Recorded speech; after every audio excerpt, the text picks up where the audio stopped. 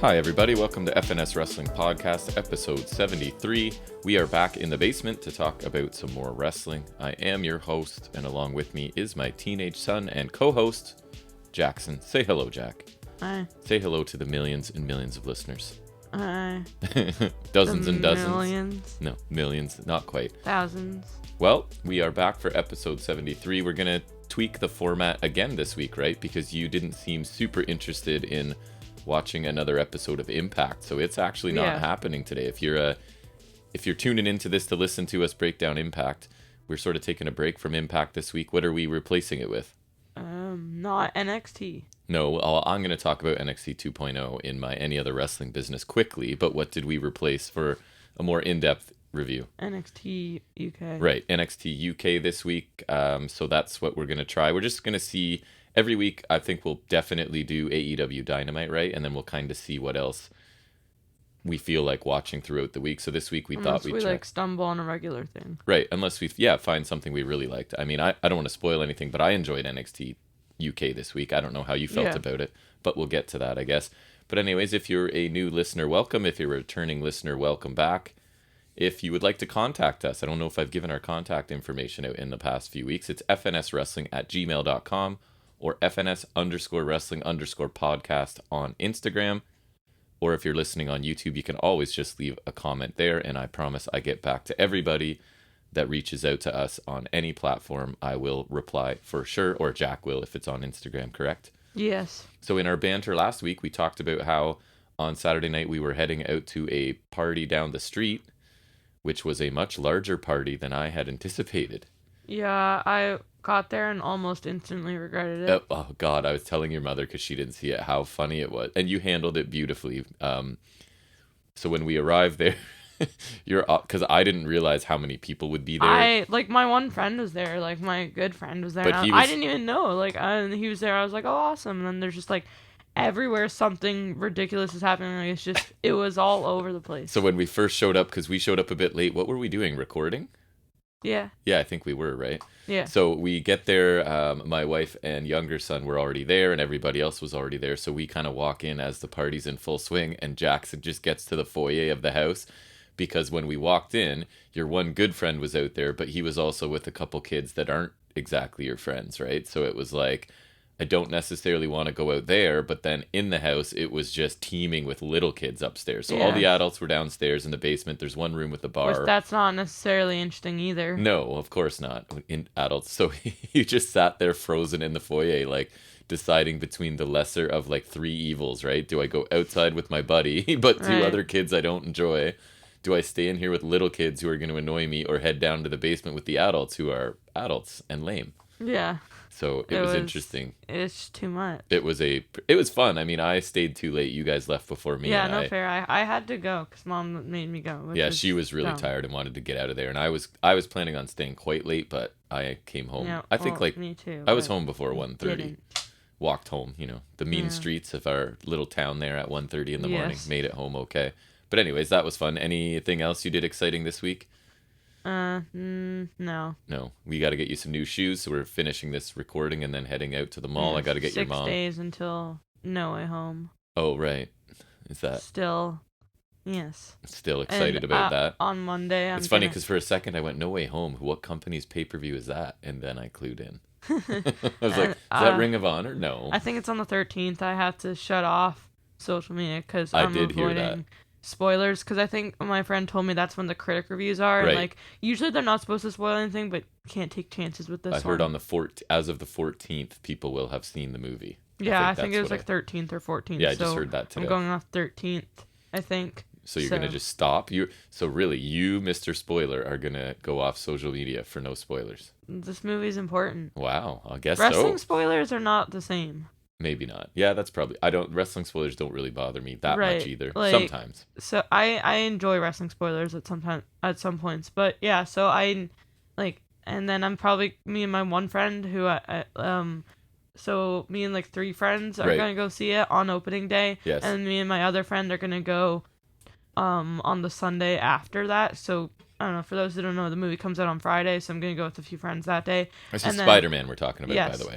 new Spider-Man movie. And then on Sunday, me and my friend are gonna go see it a second time. Right. And then I successfully tricked my aunt into taking me on the 31st as well. A So lot of plotting to get to this 3 times. I am seeing this 3 times. I hope it's good. I'm sure it will be. Most definitely be worth it. Excellent. And if it isn't, then I get to be an idiot. And our plan is to get to the mall and Christmas shop for your mom and get you some new shoes. Your feet keep growing. Maybe get some of those Marvel thingy majiggies. We'll see what there is available. Speaking of which, still got my advent calendar going. Oh, right, your Lego advent calendar. Yeah. And your brother's amazing basketball he finally got a basketball thing today. He did actually get a basketball-related thing in his basketball calendar today.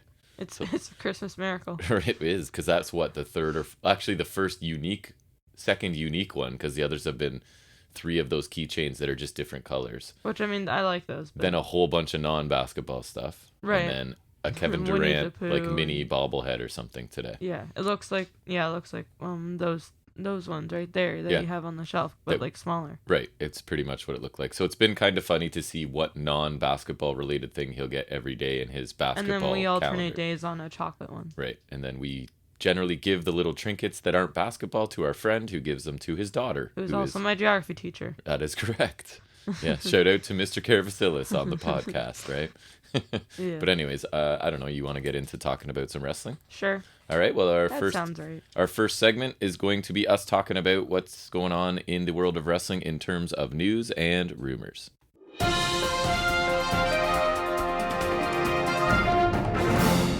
So, ratings-wise, Tuesday's live post-War Games edition of WWE NXT 2.0 drew 590,000 viewers. Is that up or down? What's your guess? Down. It's always going to be your guess, right? Down 7.37% and earned a 0.11 rating in the key demographic. Up or down? Down. Down a whopping 27%. Huh. So this is the second lowest audience on the USA Network since the move to Tuesdays in April. Not a great week for NXT, especially after, I'm sure they were hoping to gain some viewers after their first pay-per-view of the new era, right, with the War Games show. They were hoping to gain viewers. But honestly, like, that's funny. Could you see anyone other than the only people I see checking out this show are like hardcore WWE main roster fans? And they might like it because it's of a similar sort of style now. But Which is an insult. I can't see any other wrestling fans checking this show out and going like, yes, this is what I want to watch, right? I can't see it happening. Right. So, I don't know who's going to start watching this show, if the ratings are just going to keep dropping. But anyways, I'll talk about this week's episode a little bit later on, and we'll see if it got any better. In my opinion, it didn't. So Wednesday's live AEW Dynamite drew 872,000 viewers, which is up a measly 1.28%. Earned a 0.33 in the key demographic, up 6.45%. So the audience is up this week, but it's still the third lowest audience on a Wednesday night since fans returned, and they have not broken the 1 million viewer threshold in quite a while. I think they were doing that. I think, what was it? July was like that golden month. I think it was this year. So it seems like, I don't know, post Full Gear, the numbers are down a little bit, but still, I mean, I don't know what they're happy with. I always hope they get to 1 million, but they have not been lately. Mm-hmm. So then, do you mind if I tack in Raw's viewership this week? Because it made me laugh. I'm sure it's laughable, yes. That's why I threw it in here. So their viewership is down from last week. Shocking, right? Well... So their live WWE Raw drew an average of 1.6 million viewers and earned a 0.35. So that's the 9th lowest audience ever. So that's pretty low, but not crazy. Top 10 worst ratings ever. But the key demographic is, in fact, the lowest key demo rating in the history of the show. So the exact audience that they are targeting and wanting to get are not interested in this garbage at all. And that makes sense to me, right? Because still... we don't watch the show, but I read and listen to a lot of reviews of it, of people I trust, and every week they are talking about how hard it is to get through this 3-hour abomination of a show. You remember the finish to Charlotte and Becky? Yes. At Survivor Series? They did like basically a similar thing. I hear that's Becky's Raw. new winning finish is basically to cheat right now. Right. Yeah, but anyway, so Raw is garbage and people aren't watching it. What do you have for us?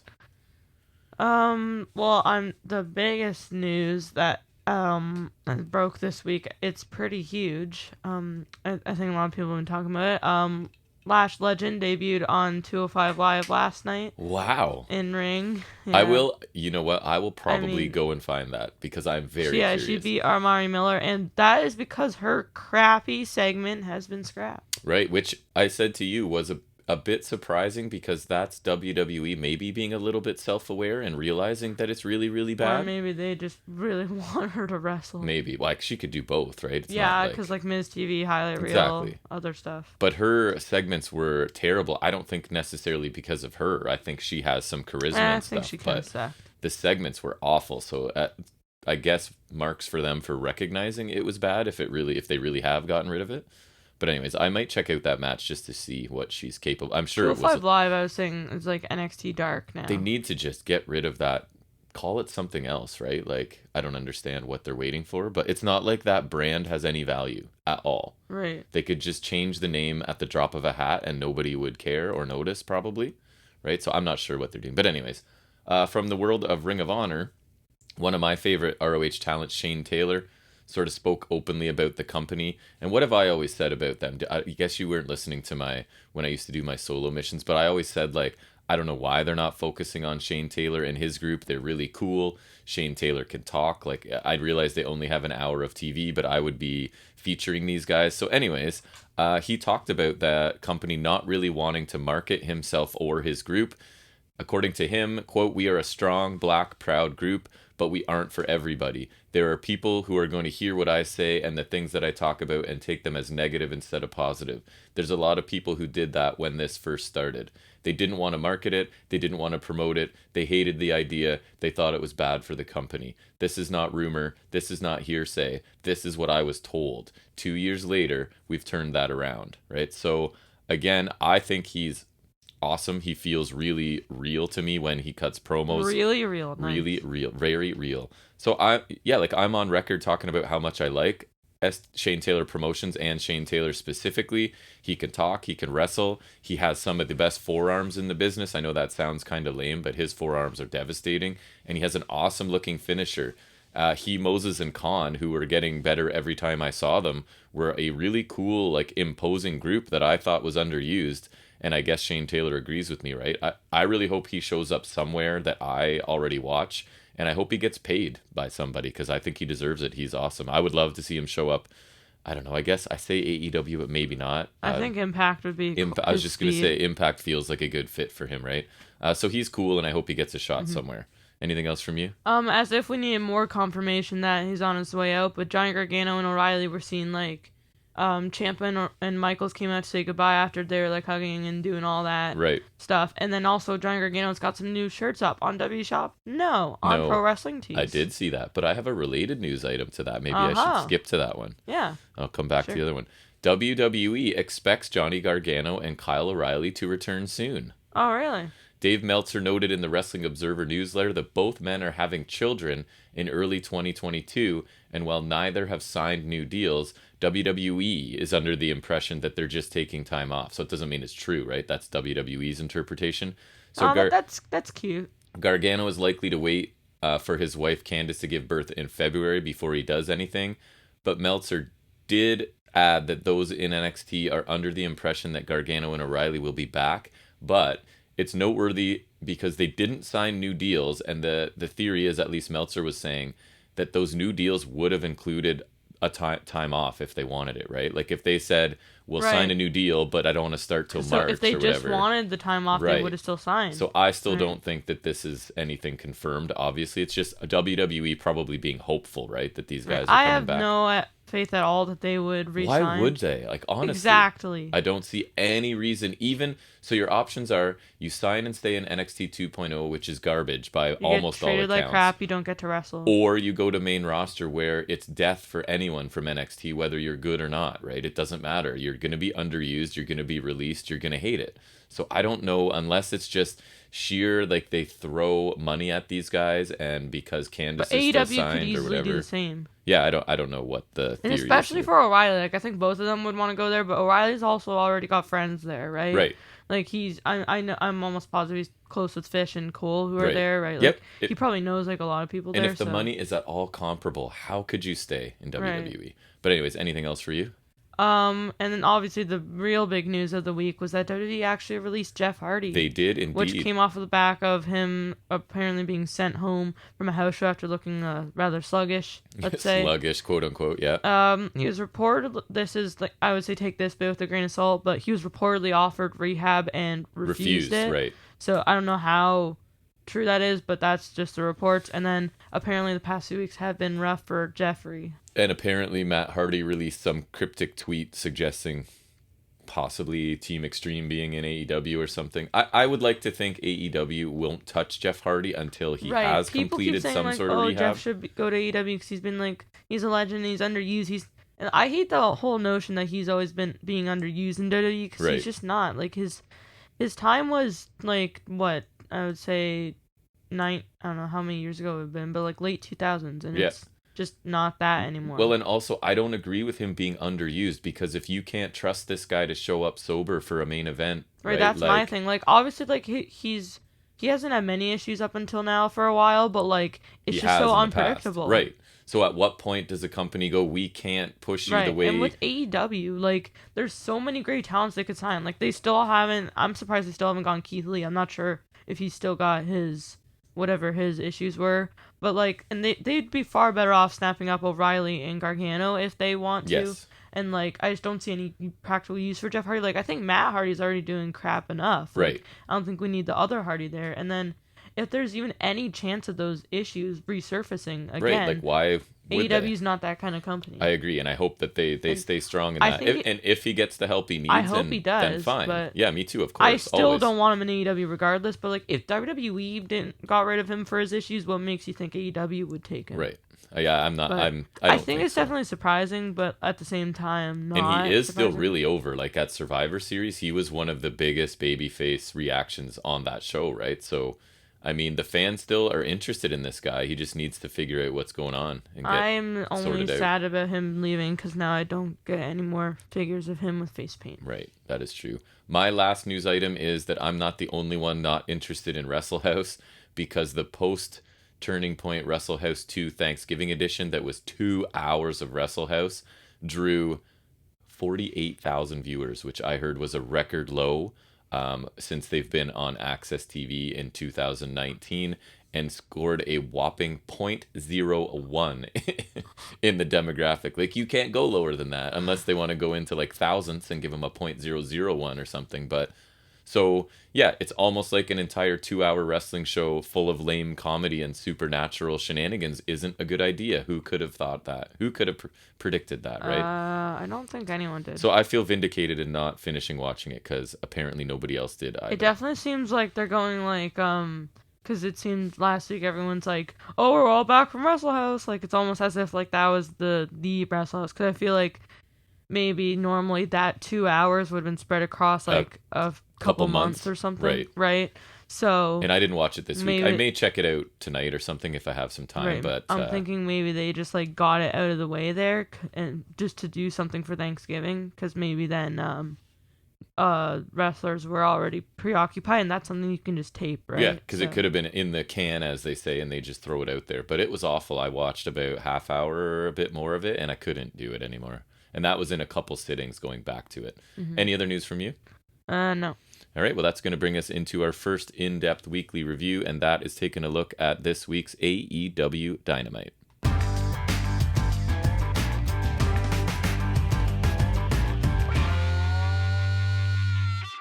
So I was hoping for a bit of a rebound for Dynamite this week, because I haven't loved the past 2 weeks. Not that they still weren't enjoyable, but just by AEW standards, right? I think I was like B- and B or something, so that's below their average for me. So I was hoping for a rebound this week for it. Mm-hmm. So we open with CM Punk coming out, but he comes out to MJF's team and gets booed hard actually, as they are in MJF's hometown of Long Island, New York. And he says Chicago is so much louder. And he says they don't disappoint, unlike MJF. And he reveals he is wearing a 4 Pillars of AEW shirt, but with Britt Baker replacing MJF. I like that they went as far as to have a t-shirt made with MJF off of it and Baker in, right? So I thought that was funny. He says he praised Baker because of her accomplishments, but MJF made it about other things. He says he challenged MJF to fight, but MJF ran. He says the Islanders beat Iowa, which is like him being QT, and he asks MJF if this is what he wants. He says he is taken aback that MJF is their guy, and he isn't mad at them, but he feels sorry for them. He says he thinks MJF and him have to settle this before one of them goes for the AEW title. And he says he has tried to get him in the ring, but MJF has ran. He proposes they settle and doesn't want to see Wardlow or Spears or FTR. He says he wants MJF one-on-one. He doesn't want him to run like they do in Long Island. Ooh. He says he wants him versus MJF, and he will do it tonight, even though he doesn't think MJF would agree to it. He says if they back MJF, they're all chicken crap. Right. Yeah, I think Punk seemed to be having a lot of fun here, right? And I like that AEW embraces the crowd cheering the heel and kind of leans into it, right? Rather than the WWE making excuses for it like they do, like, oh, this is Bizarro World, or do you know what I mean? AEW, I think it's further evidence that AEW assumes their fans have brains, right? Like, we understand MJF's in his hometown, he's still a mega heel, but they're going to cheer for him because he's their guy. And AEW sort of plays into that, where WWE assumes their fans are stupid and try and bend over backwards to explain why these fans aren't following the plan, right? Like, they've gone rogue and it's Bizarro World.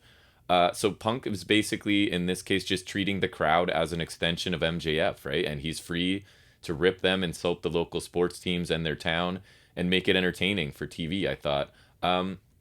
I mean, maybe a slight criticism is it went a bit longer than I thought it could have, and I thought the first half of it was stronger than the last, but I still enjoyed this overall, especially considering I'm the guy that always wants a match to start out the show, but I thought this was an entertaining segment. Yeah, I thought it was one of the better Punk promos. It was cool how they leaned into MJF's hometown, booing Punk, and almost felt like a bit of heel Punk, which I kind of liked. Yeah.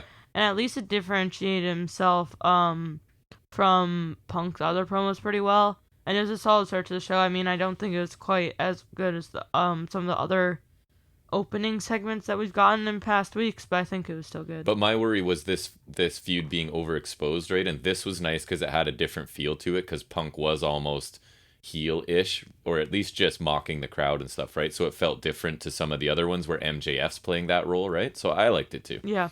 And so next we get an MJF package, an introduction package, as next will be the Battle Royal. He talks about a hero, and if you don't think MJF is a hero, you aren't from Long Island, which is true.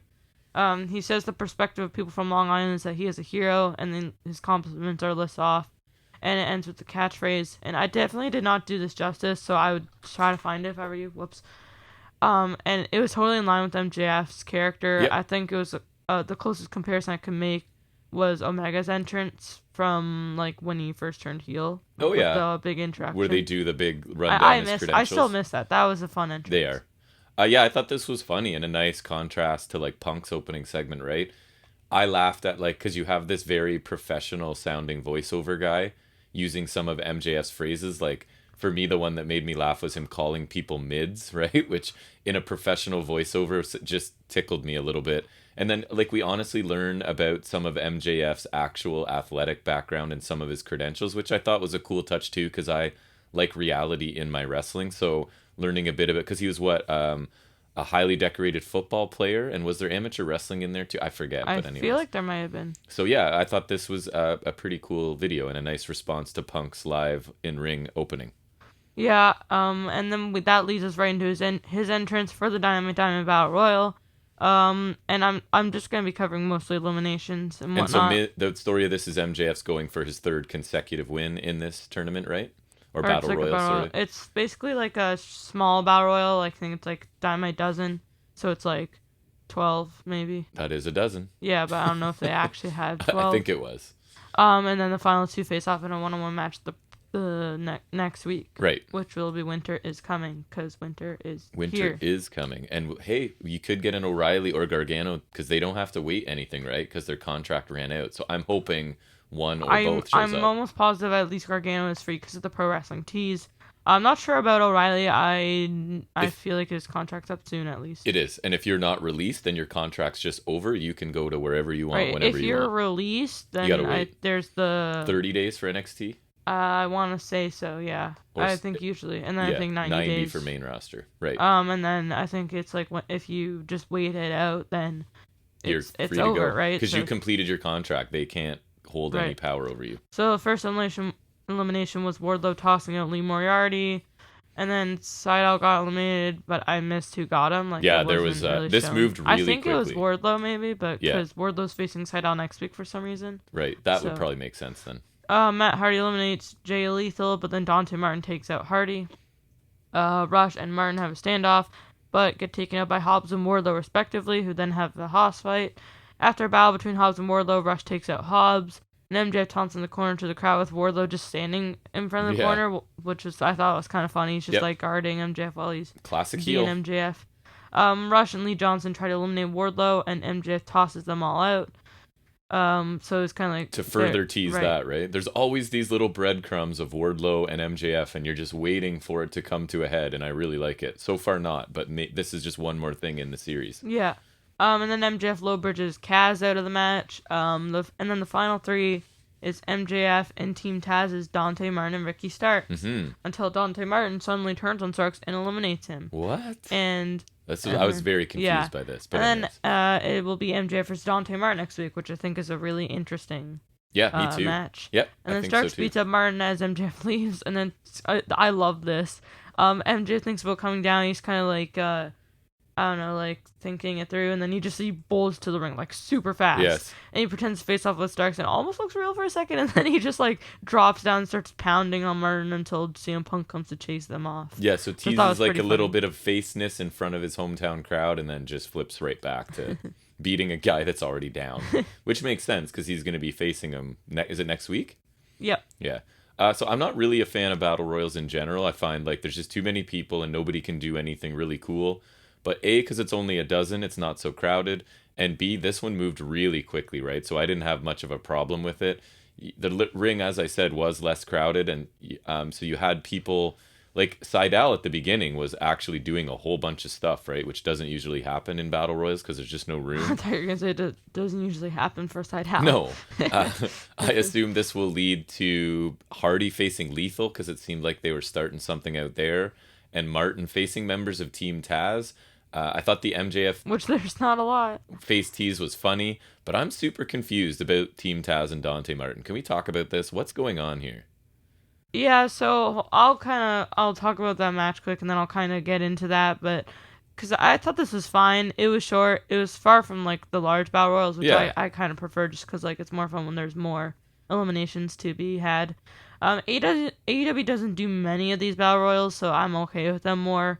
And like the Casino Battle Royal is the only other one I can think of, which is just a modified Royal Rumble more so. Yeah. I thought MJF accidentally eliminating Wardlow was good, and the finish bit was kind of cool as well. But other than that, nothing super interesting. I don't really get why Martin turned on Team Taz this is what already. I want to focus on. I'm thinking it's maybe a con by him and Rush. I guess they planned this for the Battle Royal. Really? Just for that? Like, I guess because now he's in the final two. That's the only thing I'm seeing, but that's a lot of front end legwork to get. I mean, they only signed it 2 weeks ago, so it's not like. So I don't know. I was confused by this. It seems kind of silly that they're pulling a swerve because he literally signed a contract with them, has done nothing with them since, and then the first chance he gets, he turns on them, right? So I think Lio Rush is a babyface now, right? So this almost feels like WWE levels of how fast they've moved through this story, and I feel like they've skipped steps with it. I trust them to maybe explain it. That's the only thing. Yes, me too. That's different. I want to see at least how they can explain it. But yeah, I thought this was a nice quick match. They could have dragged this on, right? And I'm fine with an MJF Dante Martin match out of this, and I'm wondering if like Wardlow could somehow cost MJF the three-peat, but I don't know if they're ready to spin off into a.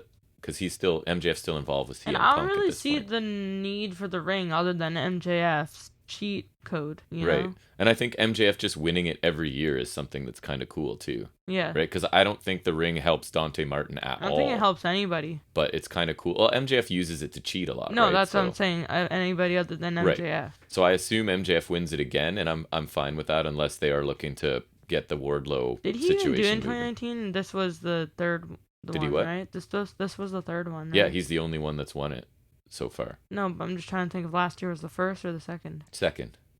Almost positive.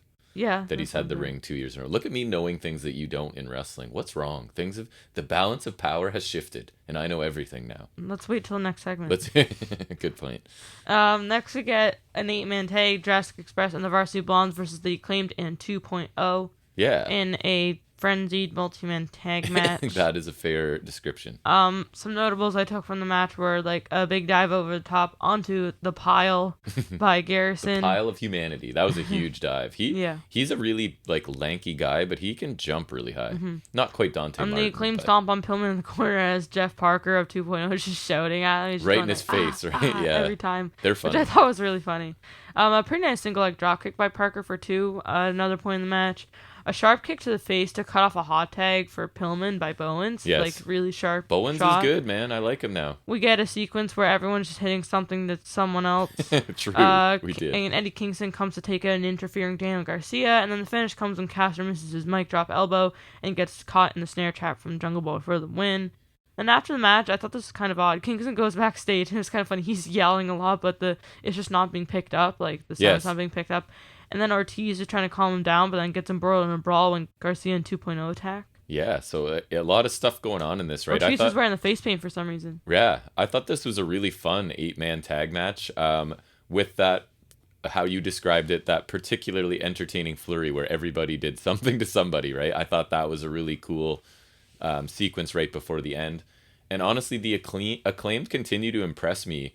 They're like an up-and-coming tag team. They're really like polished young heel tag team. I think they do really nice heel work specifically, and I think like they're ready to be elevated whenever AEW decides to move them up the ranks, right? Because I mean their entrance, I just like that's their character work is set. They're good. And Jungle Boy's snare trap is being well protected, I think, because he got a quick tap here at the end of this. The brawl afterward, I thought, made 2.0 look a little bit stronger again, because they're kind of establishing them as not just like comedy, right? They're actually sort of vicious and capable as well. So it likely we're heading towards like a match with Kingston and Santana or Ortiz, maybe. Sign me up. Which I'm fine with. Parking lot brawl too. Right. So I'd be totally fine with that. That totally works. Yep. Book it, AEW. Book it. Listen to me now. Book it. Yep. I would love that so much. And then they get to wear their face paint again. Even though Ortiz is wearing. I don't and know. man, is Ortiz in crazy shape now. Like I wasn't even his, sure like, it was him hair at is first. like trimmed and whatnot. Yeah. But like I don't know why he was wearing face paint. He didn't even wrestle on the show. Just to be cool. Save the face. He just wears it in life now. That is fair. It is cool. that's a fair point. It was pretty much what I expected, which isn't a bad thing. There were some great spots here, particularly some of the strikes were just crisp as hell. Like it was weird. Right. I'm always happy to see the Acclaim's entrance again, and I feel like them teaming 2.0 just seemed like a great team. Like just they're so similar. This took me back to remember what week after week they were having these really fun multi-man openers. That's what this kind of felt like to me. That was like, it feels like so long ago, but I feel like it was only like tail end of last year or something. Yeah, it was like every opener was like a year ago. A hot 6-man tag or something, right? It was like the 12-man tag the one week, but like it was always good. I remember it was like that was a fun time. It was just a fun way to start the show every week, and this was a fun match. Mm-hmm. The finish was pretty textbook, but I still liked it, and I would have liked this as the opener personally. Yeah, I think so too. It would have made sense. Next again, FTR backstage promo. Totally says FTR were once the tag champs and will be again, which I highly doubt because AEW the only 2-time champion in AEW. You want to guess who it is? The only 2-time champion in AEW. Lucha Bros? I don't know. Who? Cody. Oh, Cody, obviously. Of course he is. He says they have beaten Lucha Bros 3 times, which I don't know how accurate that is, but sure. I guess they beat him outside of that promotion too, right? They beat them in AAA. They beat him for the AAA tag titles and beat him on AAA. That's right. But then it's a good match. And it wasn't amazing. I liked it. Did they beat them last week or no? Because that was for the titles, right? Yeah. Or was it? I don't remember. I don't know. I don't watch Rampage. Memories are hard. Memories are hard. That well said. You can quote me on that. That would be a nice funny shirt if we ever get a merch shop. That would be a funny shirt. Cash says Lucha Bros have never actually beaten them and never will, and they will take their rightful spots at the top. Dax says Friday night is the biggest night of their career, and they will be the first ever 2-time AEW Tag Team Champions. They will not They will not. Because we saw that match I thought it was pretty good, but I thought this was a standard promo. It was fine. I already wanted to see the match no matter how many times I see it. I know you're kind of getting some fatigue on the as great as it's been, but like not only does it feel like these guys have been wrestling a lot, but it feels like it's been like they've been hitting the spam button. There's the Dynamite, there was Full Gear, there was AAA thingy thing. Yes. There was Rampage, there was Dynamite and Rampage. I don't like. It's just too much. Like I think it's great and all, but like especially some of the normal matches, it's feeling like a bit of a blur. And they have so many tag teams they can use to switch things up, right? It's not like WWE where there's like 3 actual tag teams. I don't know if it's because it's been a lot on Rampage, but the Lucha Bros tag title run has been like not what I expected. Well, because they just keep defending against the same team so far, right? It'd be nice if they start having a run and defending other Men of the Year aren't doing anything important. Give Acclaimed a shot even. They already did that. They did, right? Yeah, sorry. See Rampage. See, you don't watch Rampage. And I think did I hear Jack Evans and Angelico are gone? No. I think they are. I could be wrong. But they were gonna be 5-time champs. It was something about they didn't renew Evans, and I think I don't know. I think I came across that. But then Angelico can't do his cool dancing. I know. I enjoy Angelico a lot. Yeah. Jack Evans, whatever. But his entrance is cool. Almost as good as the Acclaimed. Anyways, I thought this was a standard promo. It was fine. I'm fine with seeing them wrestle again. I'm missing Angelico now. Yeah, I know. He's cool. Yeah, they need to give Men of the Year title shot. Okay. I would even gladly take them as next champions, too. Yeah. Because that just makes sense. And the fact that they are occupied with other things, let's just say, makes me sad. Yeah, that's coming up. Yes. I thought it was a solid promo from these guys. If this match is made, which it was, I'd rather on Winter's Coming, which is not. But whatever. But the feud is feeling a little played out to me, which just feels odd because it's Lucha Bros and FTR. But it just feels played out. You always know it's going to be a quality match, but it is kind of like we've seen this a lot now, right? So they could probably move on. You're not wrong. Yeah, I want to say it's like 5 or 6 times in the past month or 2. Yeah, feels about right. Just feels. And like if it were WWE, I'd be all over them about it. But the fact is, the match quality here is so much higher that it's a little more forgiving. It's less of a concern to me. Yeah, if it was WWE, I'd be like probably straight up pissed off. But because that's their thing right now is these feuds linger and they wrestle 5, 6, 7 times in a row, right? Or choose partners in a tag match or something dumb. But they are not nearly as good because of the style is not what I prefer.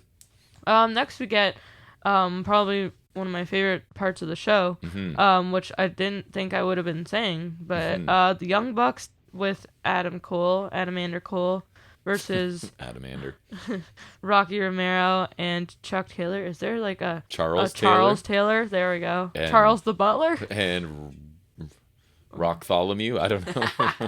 Rocktholomew, nice. And then you got Nicholas and Matthew Jackson, right? Of course. Is there like a long one for Wheeler Yuta? No, because Wheeler's not really a normal name. No, it's not. But we could make one up, I'm sure, if I were prepared. The Rocktholomew. That was so quick, too.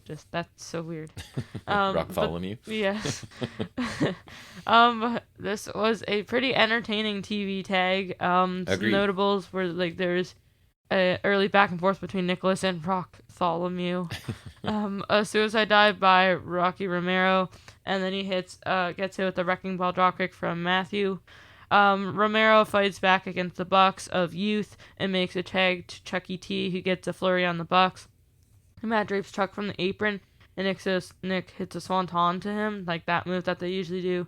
And then they do it in the ring as well. Yeah, they did it twice in a row. Cole decides to pump kick Orange Cassidy after Nick misses a kick on him, which I thought that was pretty nice to do. That was a nice thing to do. It was. Nick hits a slingshot X Factor to Romero, and then misses a moonsault to Chuck and eats defeat. Oh, that was on the floor, right? Yeah. Eat defeat. Yep. Cassidy hits Cole with the kicks of doom until Nick super kicks him. Matt accidentally gets hit with the cold spray and then a pile driver from Chuck for 2. And the finish comes when Matt pump handles Romero into a tombstone position, so then they can hit the Meltzer driver for the win, which I thought was pretty nice. It was a nice one. The super quick attack afterwards. But then the minivan shows up. Yuta comes down but gets taken up too. Panama Stars to Cassie, and the van, comes out, and Trent is back looking like Thomas Latimer and A smaller version, but yeah, shredded with short hair now. Yeah, which looks dumb. Latimer, that's the match I stopped. Bram. I didn't quite get to that on the... Yeah. Trent used to have good hair. What's Hard Times. Why can't I remember? Why do you keep forgetting? I keep wanting to say Turning Point, but it's definitely... I can't remember Hard Times 2 for some reason. NWA Turning Point.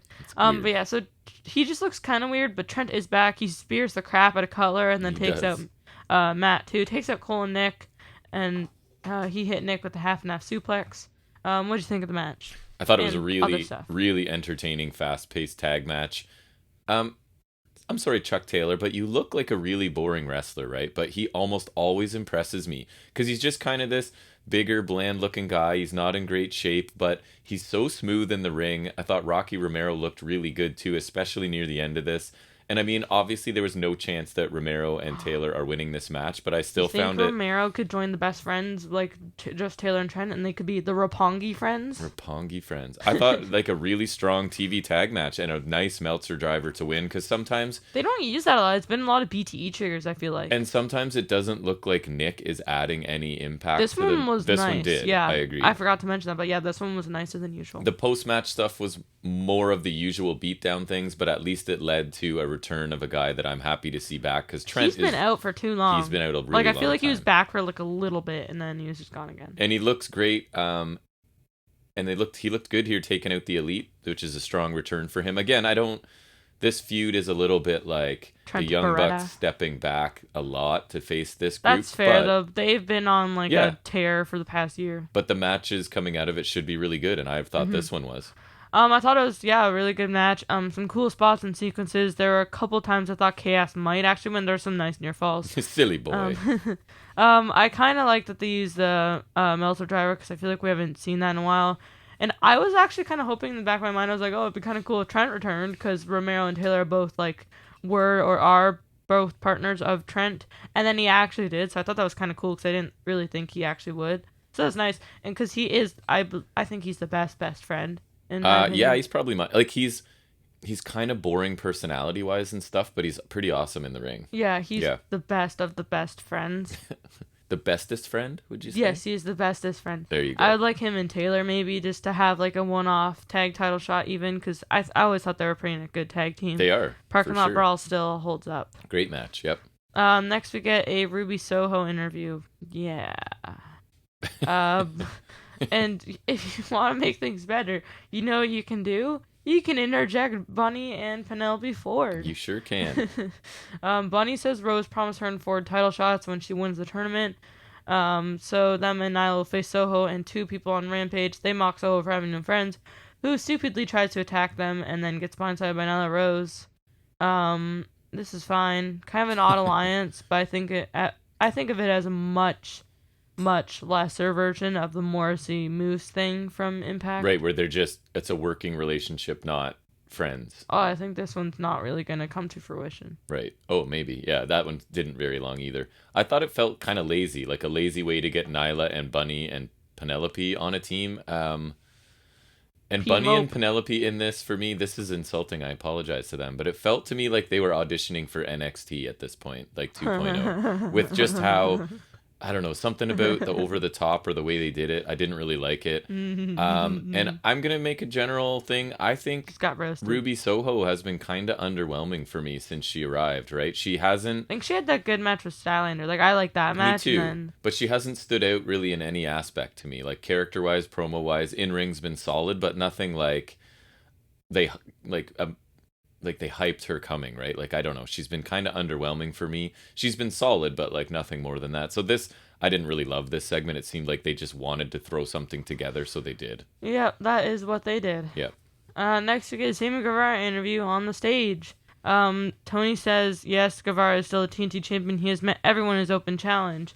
Who has he not met? Let's see. Who's coming out? Oh my god. All in black. It is Cody Rhodes. What a surprise.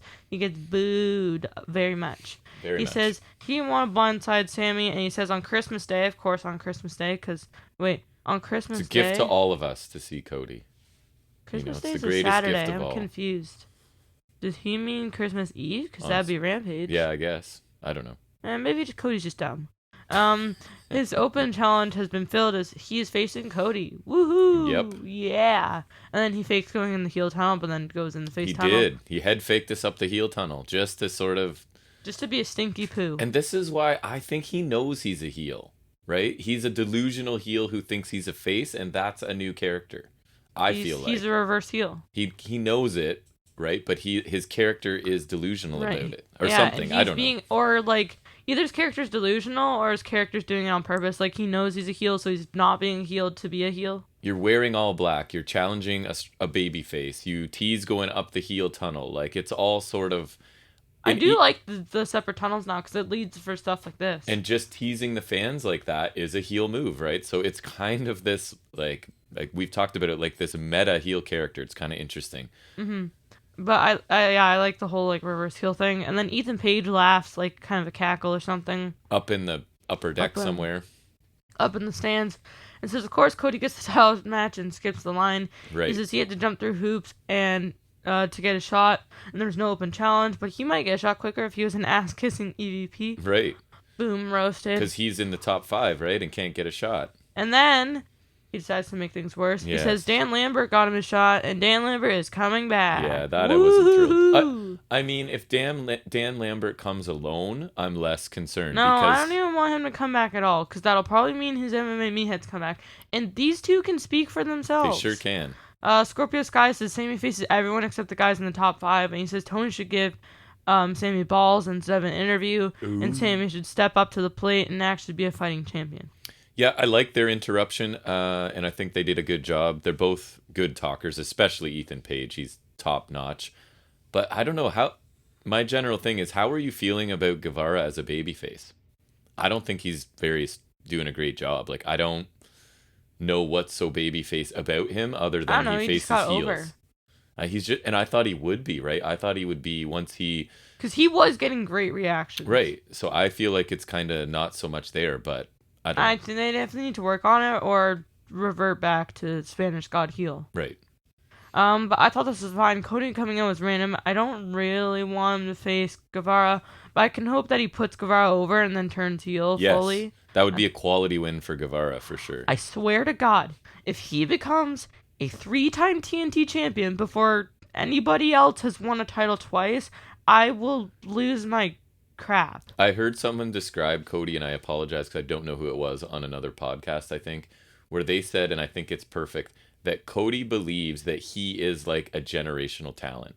Like, he's not. Omega, but he's not. Omega is the generational talent. Like, he's kind of at that level, right? Like, he's a Roman Reigns, or he's a whatever, and he's not, right? Like, unfortunately, he's just not.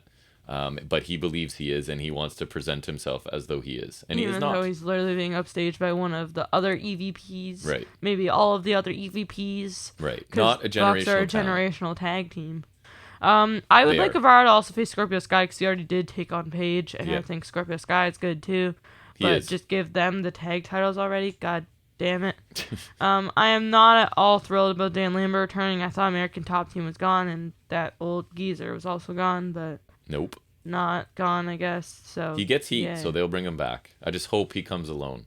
Tones it down a tiny bit. I hope he actually goes away. Yeah. Next we get a Jade Cargill Thunder Rosa package. Rosa says Cargill is corrupted by money, and Cargill says they get paid by the match.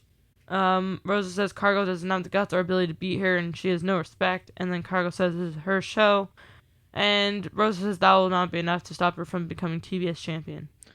Yeah, I thought this was like kind of the standard thing they've done for a lot of these tournament matches. I thought it was good enough, but it leads me to wonder, right, where do they go with this? Because I feel like Thunder Rosa is the stronger competitor and whatever, and should probably win. But Cargill's been undefeated. I feel like this whole thing is for Cargill to get this championship. So if the plan is to have Cargill somehow beat Rosa, I'm wondering what that looks like. And I think it would have to be shenanigans, hopefully, to keep Thunder Rosa looking strong. I really think Rosa should win the tournament, actually, because I feel like that's just better for her. Like, I don't know. I feel like Cargill's good and all, but like I just don't think she's that polished. She's not, but I think this is like a secondary title, and I think Thunder Rosa's at the top tier title level. Yeah, but Cargill's I don't think anyone's beating Baker anytime soon, so I think this is maybe like could be true. An a thing to keep her occupied, perhaps. I see them as the two you could be right. leading contenders. I would personally rather Rosa, because I think that just results in better title matches moving forward. Then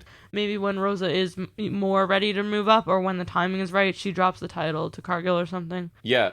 And I don't see it being too long. I could see her getting in a decent reign before going up to Baker. This match interests me a little bit, only because you have really experienced and polished Thunder Rosa taking on really inexperienced and it's raw the first one where it's really Jade hard Cargill. to tell who's winning. Yeah, right? Like, I feel like most of the time it's like fairly easy to tell. Like Soho, Rose, Nyla Rose, it'll be like that's Soho, right? Like, yes, most of the matches has been pretty easy to tell. And Jade's been really protected and is undefeated, and there's all this talk about how she has to be Rookie of the Year, right, and stuff like that. So it seems like they want to keep that image going. So I don't know where they're going with this either, but I'm kind of interested just to see.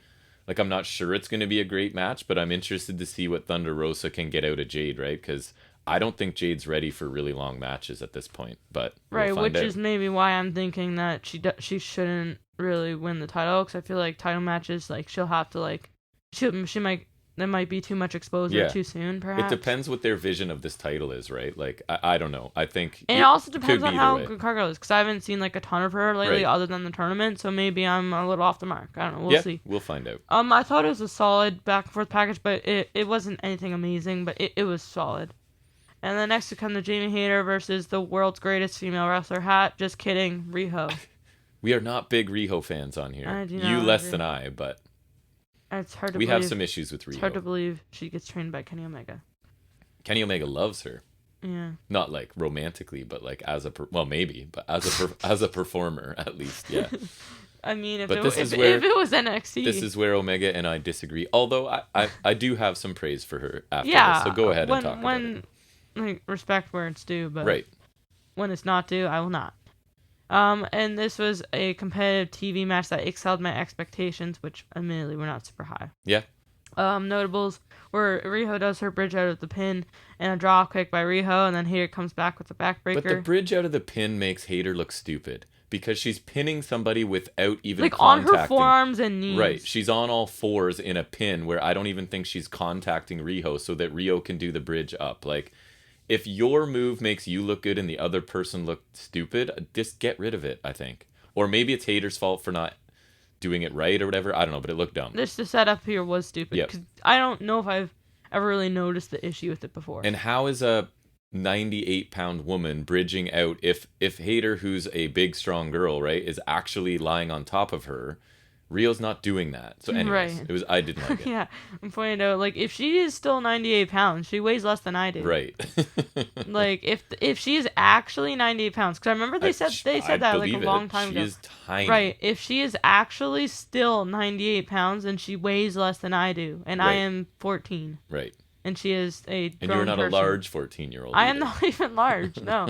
There's, like, I know, like, some friends and even just people in general who would, like, far outweigh her. Yes. Which I just think that's hilarious. Yep. A really quick head scissors takedown and Tiger Fang kick by Riho, followed by a diving crossbody for 2. Hayter fails to catch an outside dive from Riho.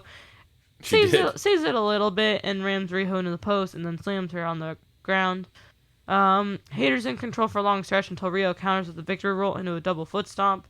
A really straight down brainbuster by Hayter for amazing. 2. Love this brainbuster. Pretty nice jumping knee strike and a code red by Riho for 2. And the finish comes with an avalanche crucifix bomb and a running, like, I can't tell if it was a running basement drop kick or like a shotgun knee. Yeah, I couldn't tell either. The angle didn't make it clear. Right, yeah, the angle was awful, and Riho picks up the win.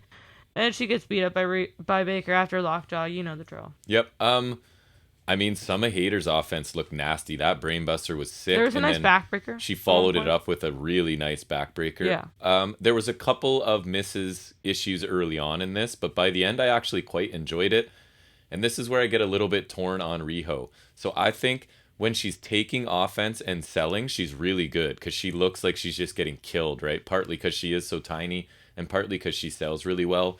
But I find some of her offense, we've talked about this before, tough to believe just due to her size. And just like there was, I think she hit that double foot stomp from the top rope, and I was just like, it looked like she was coming down with a lot of force. Impact, and then I was just like, no, she's not hitting that. But then when she's hitting suplexes or the avalanche crucifix and stuff, I think those look fine, right? When she's not, it's her strikes and things like that don't look right. When it's not like, when it's like she's slamming someone down, because then like I feel like the impact isn't all her, if you get what I mean. Like when she's diving or hitting someone, like she has to rely on herself for all that impact, if you know what I mean. And if you contrast it, like my example would be Lio Rush. He's tiny, but he's still probably 160, 170 pound person who is moving incredibly quickly, right? So his stuff is still, if a 170 pound person moving at a really fast speed kicks you, it's still gonna hurt. Whereas Rio, plus I think his stuff, like, it looks good, right? Whereas Rio at 98 pounds, not moving that fast, and Jamie Hayter is one of the larger female competitors, right? Like, I just have some issues, but I think she makes Hayter look good by taking a beating. So Hayter got to showcase her power here. I thought she looked pretty strong in a loss. It was a good match overall that had several moves like that I took note of, especially on Hayter's behalf, right? Where I was like, that looked awesome. And I liked the avalanche crucifix for the finish. So I liked this match more than I thought I was going to as well. Yeah, I thought it was pretty good. Definitely better than I expected, as I have voiced my opinions about Riho numerous times. Which are similar to mine, even more extreme maybe. I don't think Hayter's the strongest in the ring either, but Hayter had some nice moves here and there, and Riho had a couple of nice things there. And at the end of the day, just most of her stuff just doesn't look very impactful. Not the best match, but better than I expected, and the post-match stuff was at least quick. Yeah, Hayter kind of reminds me of, run of the mill. She's kind of similar to Statlander, right? They're the big, strong, athletic women. I think Statlander's definitely better. Me too. And then we get a Serena Deeb Hikaru Shida video package. Deeb says Shida took away her becoming TBS champion, and then Shida says Deeb spoiled everything and Shida will make her pay. Deeb says if Shida thinks the steel chair attack on her leg was bad, she should think again, because she has 1,000 ways to hurt Shida, which I thought was a very nice ending line. Me too. I like this a lot. It was really brief, but I want another match between these two, and the simple story that they're telling really works for me. And Shida didn't say much here, but I thought in like the line or two she got, she showed more personality there. Like she's mad at Deeb, right? And it's actually coming through, because sometimes for sure. like Shida's really strong in the ring, but like character wise I'm like, I don't even know anything about her. So I appreciated a bit of emotion here. Yep. And they have the potential for me to put on the match of the night at Winter is Coming, because I've loved their matches so far. I don't know, they have to compete with Hangman and Bryan Danielson. That is true. That might be tough, but they could sneak it in there. They could. I mean, I would have thought MJF, Darby Allin would have been the best. Remember when I thought Deeb was so boring, and now I'm like, she is fantastic. Even as a heel, I think she works well. Mm-hmm. She's so I even good. liked her when she was starting as a babyface, like when she was the NWA Women's Champion, because then that got her on TV a bit, right? She's cool. But I thought it was a short, very nice segment. This feud has been great so far. I thought both of them spoke pretty well. A little out of nowhere, but this rematch adds a lot to next week's card. I wish there was some sort of stipulation, even if it was no DQ, or maybe even a submission match. Dare I say? Like, I feel they like could do that, yeah. I think that's a missed opportunity to bring in a submission match to AEW, honestly. But I think I'm open to a third match regardless. Me too. Next, we get Varsity City Blonde's interview on the stage. Basically, the lights go out, and the Malachi Black miss Julia Hart.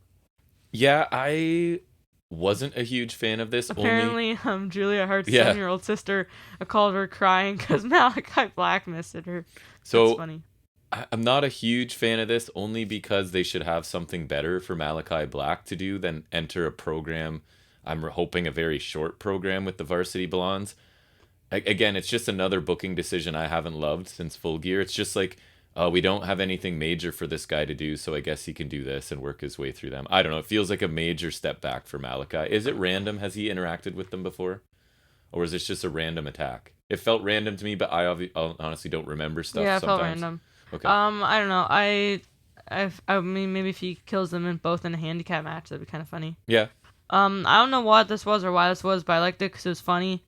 Stupid Julia Hart just randomly gets missed by Malachi Black, who, by the way, had some pretty cool face paint. It's interesting that of the people there, he missed her, right? That's kind of interesting. I first thought he got Pillman, because some of that came on him too. And honestly, Black could cut a promo next week and make this interesting, right? In his little style there, he may have some reason for targeting her that might sort of save it for me. So She's a chance stupid. Of that. Boom, got her. Next we come to the main event, which is Jonathan Silver taking on Bryan Danielson in a nice match, which I feel like was a step up from from the past Danielson Dark Order matches. Yes. Some notables, there were some holds and counters at the beginning, then Bryan smashes Silver with a shoulder tackle. Kicks the chest and hamstring by Bryan, and Silver eventually catches Bryan with kicks of his own. Silver catches stiff kicks from both of these guys. A middle rope dive from Bryan, with a nice sit-up powerbomb. A kick exchange, but Bryan catches a kick, but Silver rolls into a heel hook, and Bryan tries to kick him off, but Silver's just making just his face. Yes. His funny little face, and he just locks in that heel hook deep until Bryan gets a rope break. Kick combo by Silver, but Bryan flips out of a German suplex and hits a roundhouse kick. Bryan traps Silver in like an abdominal stretch-like position, just hits repeated elbows to the head. And it's a gotch pile driver and submits like a prone Silver with some grounded submission. Yeah, Silver's basically knocked out, right? And from the pile driver, and he still puts a submission on him just because it's heel Daniel Bryan and super aggressive Bryan Danielson. Sorry. You mean Daniel Bryanson? Daniel Bryanson, that's right. And Silver Jonathan. Silver Jonathan, that kind of works. Yep. Bryan lists off the Dark Order members whose heads he kicks in and realizes he didn't actually do that to Silver, and proceeds to do so until Hangman makes a save, and they have a brief brawl until Bryan retreats. And he says he'll stomp the cowboy stuff out of Bryan. Yeah, I like that he was like, oh yeah, I didn't kick his head in, and even though I knocked him out with a pile driver, I'm going to go do it anyways. So right. I thought this was a very good match. Maybe I expected a little better, but I still really enjoyed it. And again, the result was never in doubt here, right? So it's kind of tough. You've got your main event and everybody knows who's winning. But I thought the kick exchanges were super stiff. And then there were some really cool spots outside of that. It wasn't like a top-notch Dynamite main event, but I still really enjoyed it. Yeah, I thought it was a pretty nice main event. I feel like it was more competitive than the other ones. I feel like it showed a bit in the fact that it was a main event slot as opposed to the opener or something else. And Bryan keeps impressing as a heel, right? Like it's funny how good he can be as he's just sort of slightly tweaked this I'm here to fight people. And he's tweaked it from being like a just take on all comers baby face to like an aggressive mean heel, and it's working really well. Silver got another great showing here, and they had some nice exchanges, and Bryan got another strong victory. I liked a brief brawl between him and Hangman again, keeping the real fight for the match. Yeah, that's right. And I thought it was a good way to cap off the show. So what would you give the show overall? I thought this episode was better than the past 2 weeks, but still like a level below some of the stronger episodes. So wrestling wise, I thought this show was pretty good, right? The opening battle royal was quick and fine for me. And then I enjoyed every other match on the show, with the women's kind of over-delivering, a couple really fun tag matches, and then a really solid main event. So the segments seemed to be pretty short this week. I didn't think there was anything super important outside of maybe Punk's start to the show where he was kind of working off of the pro MJF crowd. I thought was fun. Everything else did its job, and I didn't really complain about anything. So I'm going to give this show a very solid B, close to a B+ for me this week. Nothing I think anyone needs to rush out and see, because that might have pushed it up a little higher. But I thought a good show overall, right? Still below like the super awesome episodes of Dynamite, but I enjoyed this show. Yeah, so I thought the Battle Royal was fine. Nothing interested me much other than the finish. And then the main event was pretty strong. The 8-man tag was also good, and I enjoyed the Bucks versus quote-unquote chaos far more than I thought I would. Hater versus Rio exceeded my expectations, but it was just fine. And as far as segments go, the opening segment was good, and other show segments have been better. The Deep Sheeta package was good as well, and nothing else really stood out to me. I guess the Malachi Black thing is kind of funny. But overall, a solid show. I would give it like a B+, because nothing like terrible. No, I agree. I was close to a B+ as well. So a good show this week, I thought. All right, so let's get into talking about some trivia in the segment that we call Off the Top of His Head.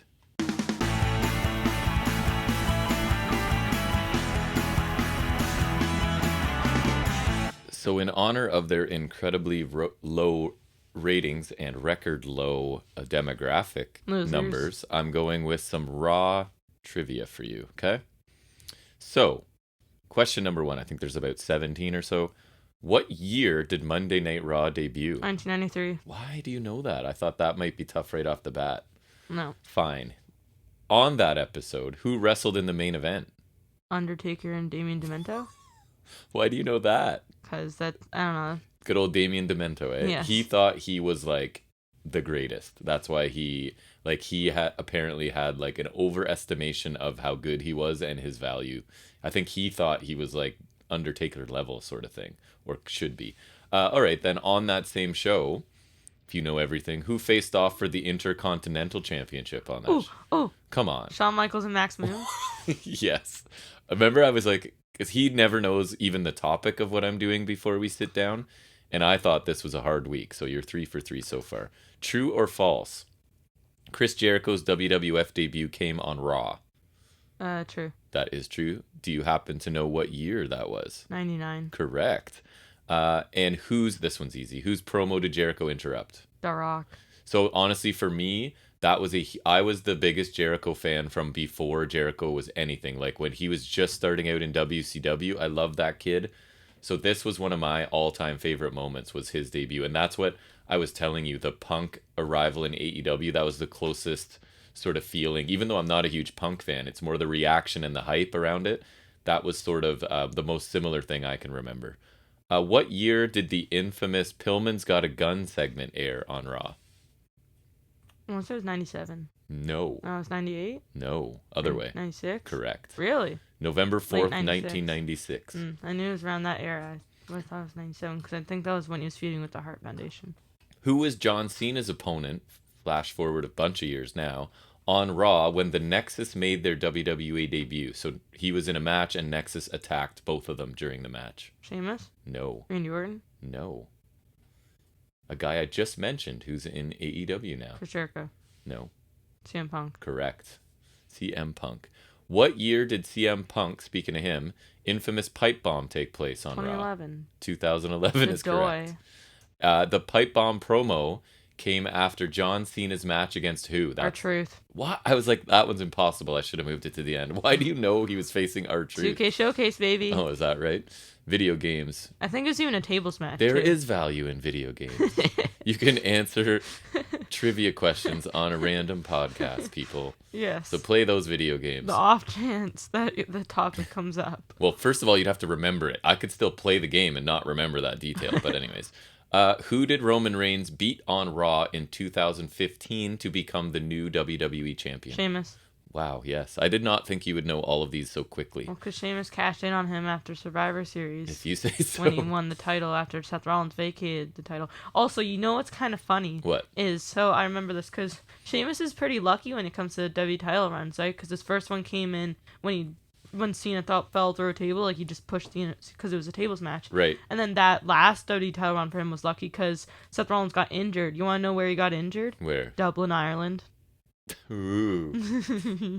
Funny. Shawn Michaels and John Cena put on arguably the greatest match in Raw history. What year did the match take place? 2006? 2007. Which is your answer? 2007. 2007 is correct. You just remembered? Yeah. Yeah, on my sister's birthday. I think it was in like London or something. Oh, yeah? It was one of those Raw. That detail I don't have. Care to guess Meltzer's rating of the match? Hint, it was not 5 stars. 4.5. Close, 4 1/4. 4 1/3. 4 5/8. Who did Mankind beat on Raw to win his first WWF title? The Rock. That'll put the butts in seats. Wasn't that one? Yes. Yeah. And I think that's the name of Shivani has like a comic book or something that he calls that. Which seems weird to me. Because it's his thing. What year did that match take place? Mankind. 1999. Correct. I think it was January 1999. 3 more. This one I should have moved to last because how could you know this? Which 2 arenas hosted Raw 25 in 2018? Oh, Barclays Center. Oh my God! And yes. Manhattan Center. Yeah. You're wrong. It's actually Manhattan Center Grand Ballroom. Whatever. So how dare you? That's the same thing. Nice. Sorry, I'm fighting a sneeze here. Who was the main event of Raw 1000? Ooh. John Cena versus CM Punk. 4. The WWE Championship, Very which was good. Cena's Money in the Bank cash in because he announced it beforehand because he's an idiot. Right, and that's what baby faces have to do, right? Right, and then Big Show interfered, and then The Rock came in to beat up Big Show, and then CM Punk turned heel on The Rock. So the final question, which I'm afraid you're going to know, which is not the plan of these segments, what year did that take place? 2012. Correct. So you absolutely... 2K Showcase, baby. You absolutely destroyed this quiz. I think you missed maybe the Match Star one, and is that it? There's another one, but anyways, you killed it. Nice work. All right, so let's go back to talking about some professional wrestling, and it's going to be not the most in-depth, but a little more than just like a turbo review of this week's NXT UK.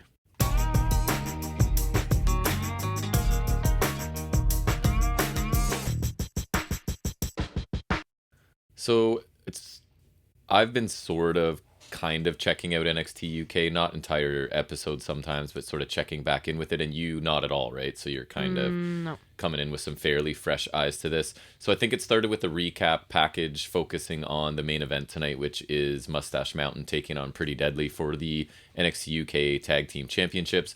And I feel like they would have more TV title changes because they don't really get their own takeovers anymore. I think they had like 3 No, they don't. You're right. Total over like the course of a few years. Right. I think one of them was canceled, and then I guess like there was also Walter Dragunov on like the main takeover. I guess they sometimes get a spotlight on there. They do. So when the show starts, the opening match, we're straight into it with Blair Davenport taking on FKB Amelia Priestley. Yes, right. Taking on Amelia McKenzie. What'd you think of Blair Davenport's appearance now with her hair? She looks so weird. The two-tone hair and stuff, yeah. She looks dumb. I'm not a huge fan, but maybe it's part of the character. I don't know.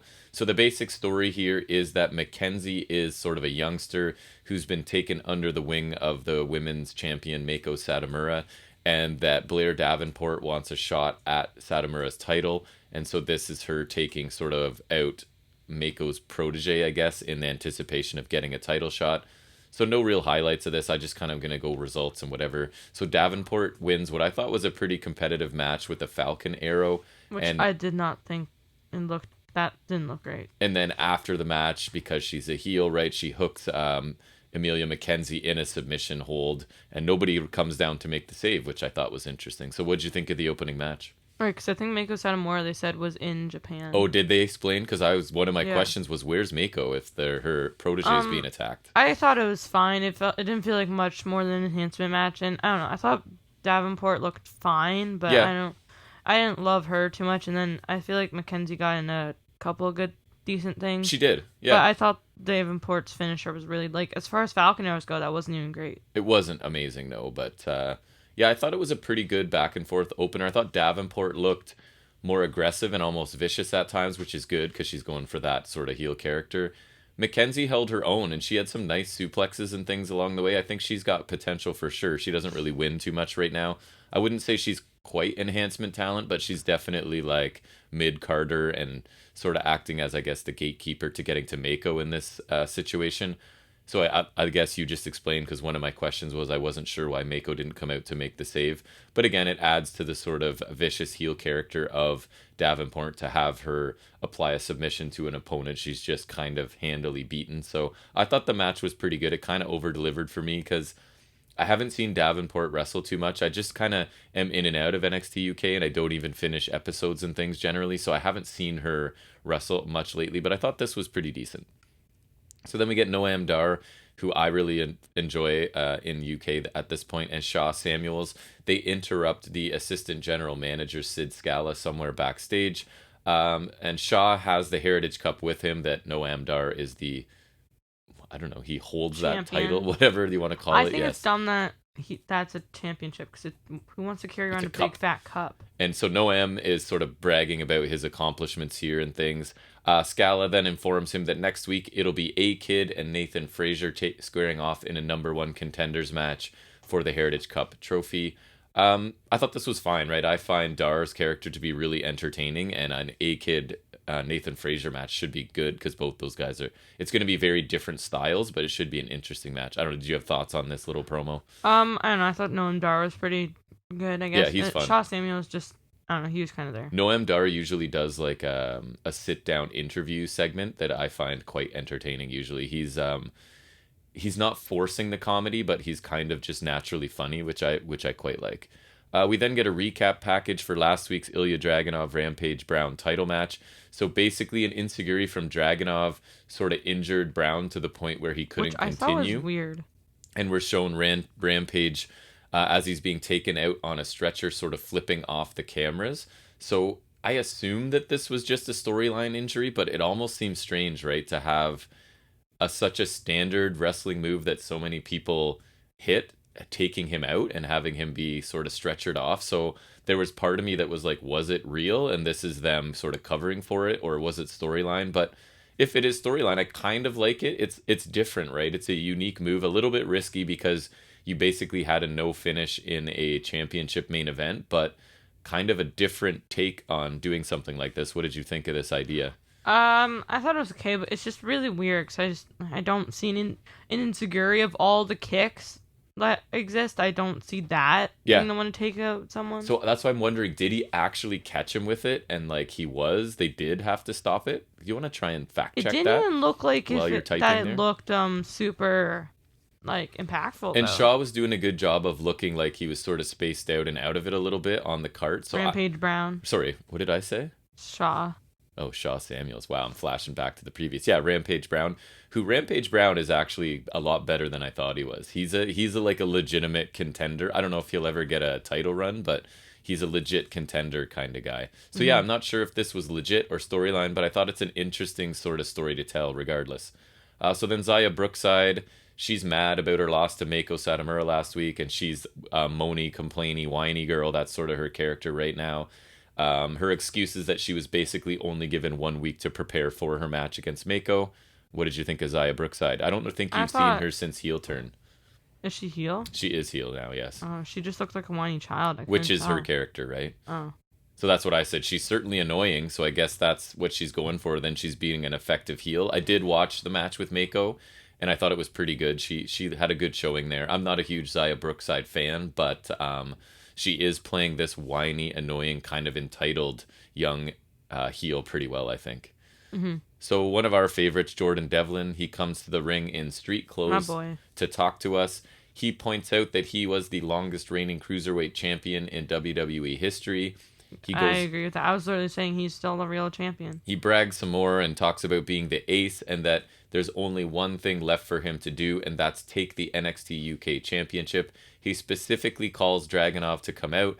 Dragunov obliges. He appears with the belt and gets in the ring with Devlin. Dragunov says that where he comes from, they don't talk so much, and that if Devlin wants a shot, why doesn't he just ask for it? Devlin says he won't get knocked out or quit, sort of referring to the other matches that Dragunov's had lately, Shaw Samuels, and I forget whoever tapped out most recently. Rampage Brown. Sorry, Rampage Brown. Oh boy. That's my new Rachel Green, like when I talk about Chelsea Green. I just don't even know I'm saying it anymore.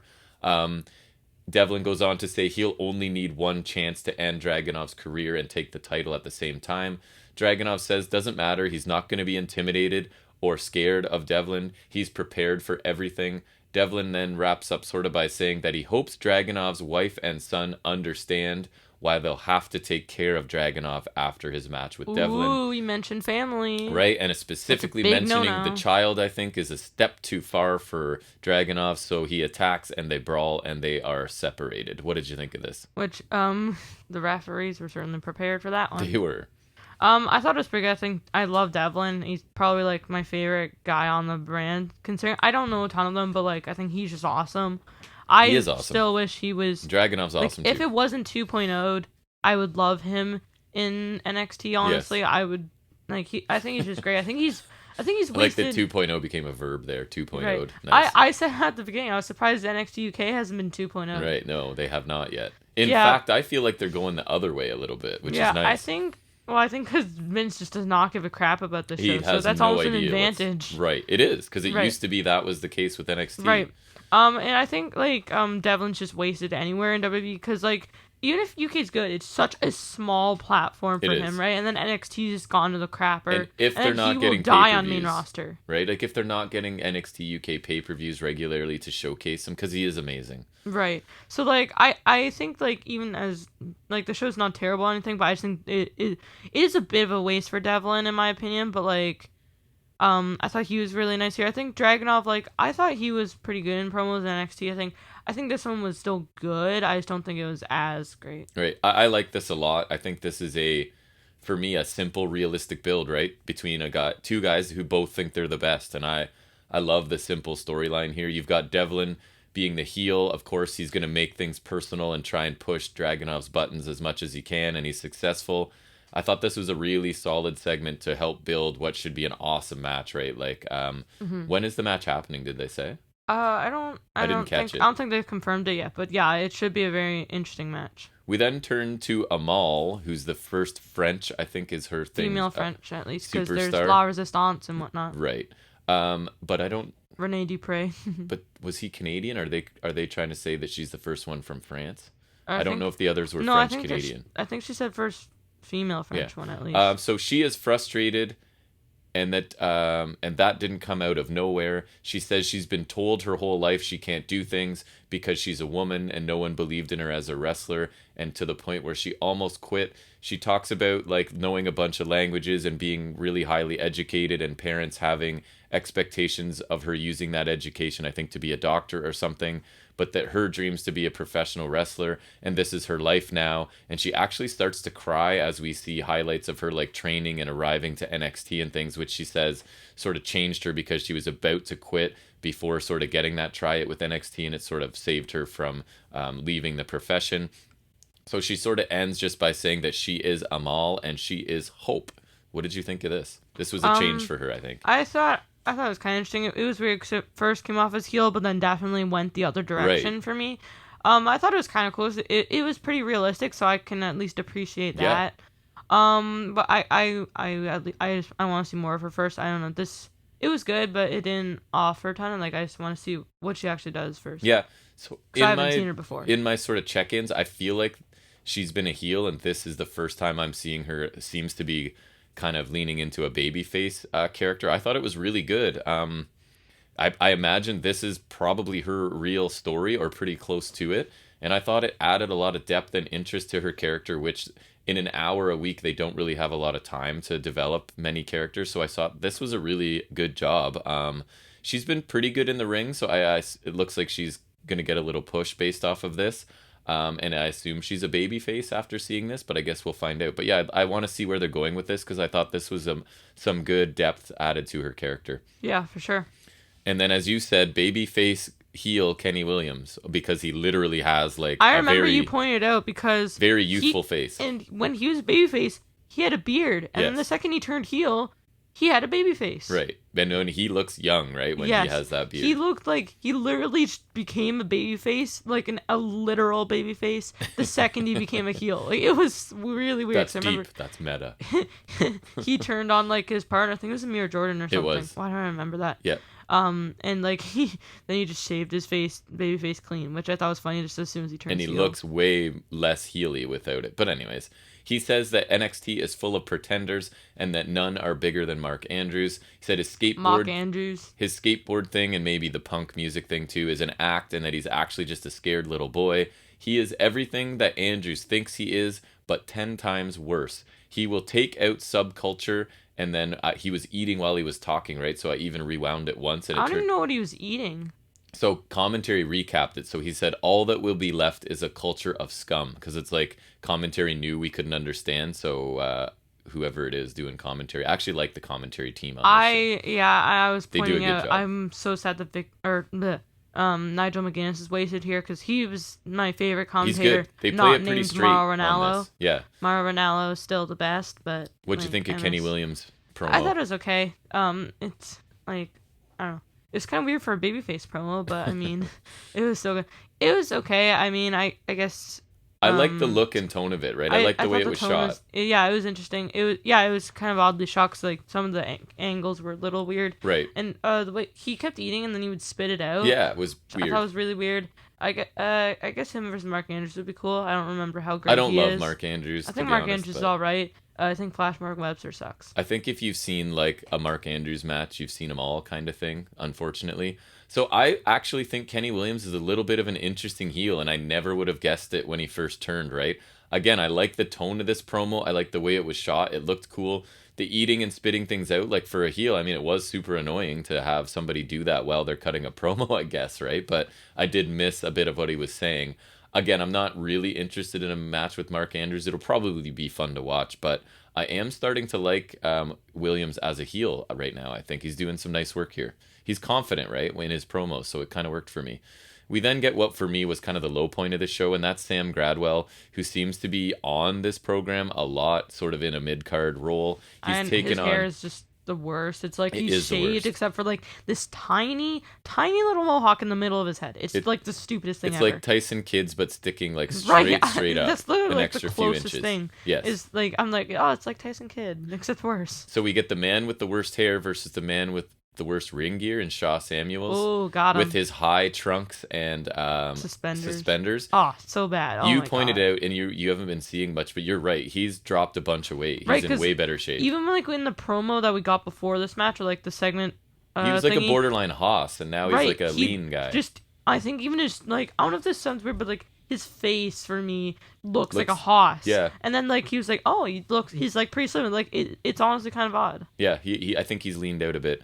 So this involved, right, they showed us beforehand some sort of gambling story that I hadn't seen, where Shaw Samuels has like a whiteboard backstage and is taking bets on matches. And I think the idea was that Gradwell bet on himself to beat Samuels in this match. So the end sort of... Now, I thought Dar was trying to choke Gradwell with the scarf, and commentary kind of made it sound like Gradwell was convincing the ref that that's what Dar was. He did. He moved the scarf himself. Okay, because I kind of missed that, because Dar would choke him with the scarf, right? So he did. It was Gradwell being a step ahead. That was the point of that, I guess? Okay. It was like an Eddie Guerrero so I might have been typing and missed that detail, because Dar would try and choke him with a scarf, so I thought he was actually trying to cheat. But anyways, so while the ref is dealing with that, Gradwell hits a low blow with the scarf, which is questionable how much that would hurt. Yeah, it was like a towel whip with the scarf, right. Which I thought, like, if you're gonna low blow him, at least like kind of like pull under his legs and then just reef on it. Like, right, that would make sense. This is just like a not like he very flicked good him with it, kind of. Yeah. Yes, yeah, that's a good way to put it. And then he hits a Samoan driver for the win here, which I thought he, like, Santos Escobar does that better. What did you think of the match overall? Honestly, like, this match wasn't super interesting. No, I didn't both think it of was them either. are kind of heels, and which just doesn't really help. And then I think the storyline was a little off. The finish was pretty dumb. Like it was okay, I guess, but like the ending kind of throws me off a little more. My description is a decent physical mid-card match, but nothing special, right? It was just kind of there to fill out the hour. I feel like Gradwell has improved a lot since his arrival, but he's kind of working on this like loud, obnoxious heel character where he calls everybody yogurts. And he doesn't seem to win too often, so I guess this is a good win for him here. I didn't love the match. I didn't think it was terrible, but there was definitely nothing exceptional about it. Then we get Gallus. This was interesting. They're in like a parking garage, right? Putting bats and other things into the trunk of their car. They're talking about these jobs are getting harder, so I don't know if they're like this group of thugs for hire or what the story is here exactly. Yeah, this one, like, it wasn't bad, but it really confused me, because I think I must have missed something in recent weeks. And basically it's all ahead of their battle with De Familia, which is Teoman, Charlie Dempsey, and the third guy who I couldn't remember, because Charlie Dempsey just joined them last week in what I thought was a pretty cool little segment. I did see that. So he's now part of their group, and they're going to be taking on Gallus, I guess. What did you think of this? I'm not quite sure I understand it fully, but what did you think of the presentation of it anyways? Yeah, I thought it was alright. I mean, I think it was kind of interesting just because, I don't know, it was really weird. I'm interested to see what happens with it, because I don't know, it was just confusing. And it's kind of out of context for you, right? Even for me a little bit. So, because I'm not quite sure what's going on with Gallus. I know they're involved with Teoman and the other guy who I still can't remember, who actually I quite like those two, and I've enjoyed Charlie Dempsey too. He's an interesting add to their group, but I am intrigued by it for sure. So I thought this was fine, and it seems like to be a bit grittier version of NXT UK this week, and I kind of like it. Maybe just because it's very much a far cry from North American NXT right now. It almost has the feel of like NXT when it was cool in an hour way back when I was quite enjoying it. So a little bit, yeah. I'm hoping it continues. I wasn't totally sure what was going on here specifically, but I didn't think it was bad, and it's maybe just a product of me not being fully caught up with this show. We then get a quick hype video for the A-Kid Nathan Frazier match for next week. Frazier basically saying he's the best high flyer in the world, and he'll make A-Kid play his game, because it's a battle of styles, right? I think it's more the technical style versus the high flying in this. Right. A-Kid says he's the present he was the future, but now he's the present, and he isn't the future anymore, and we'll see if Nathan Frazier can step up. I just thought it was a solid, standard sort of video ahead of a TV match. Neither man said that much, but it was fine. I don't know if you have any. Yeah, it was a nice little back and forth thingy-majiggy. Yep. Kind of like the AEW ones a little. We then hit... I was interested in this because it's Mustache Mountain challenging Pretty Deadly for the NXT UK Tag Team Championships. And I know that the last time you saw Pretty Deadly, because you were still calling them jobbers, right? But they're not. No, I know they've been champions. Just they look like jobbers. I think they have amazing heat from the crowd, and their ring gear for this was awesome. I know you hated it, but I think it's perfect for their character. It was like describe Young Bucks, what they were. Dumber. It was like these neon sleeves, but then like just no shirt. Was it yellow or green? Because I'm pretty sure it's neon. Colors green. Are not my thing. But yeah, they're wearing like neon tights and then neon like it's just over their shoulders and down their arms, but nothing on the back and nothing on the chest. So it's kind of this ridiculous ring gear, but I think it really works for them. So this match, Mustache Mountain, this gets quite a bit of time, right? I think it was like 15 to 20 minutes of TV time left when this started. So Mustache Mountain control the early going with frequent tags and some quick tandem offense. And then Pretty Deadly take an opportunity to double team Trent Seven on the floor as the ref is momentarily distracted, so they take the advantage after that. So the heels spend a lot of time isolating Trent Seven, including suplexing him on the floor, as Bate is obviously looking for the hot tag at this point. He finally does make the tag, dominates both of Pretty Deadly with a combination of throws and just his speed and agility and power. He's just a crazy combination of many, many athletic skills, this Tyler Bate. Bate does hit the Tyler driver, but the blonde one, because I forget names. Lewis Howley. Thank you. You suck. I do. The blonde one kicks out of the Tyler driver. Howley.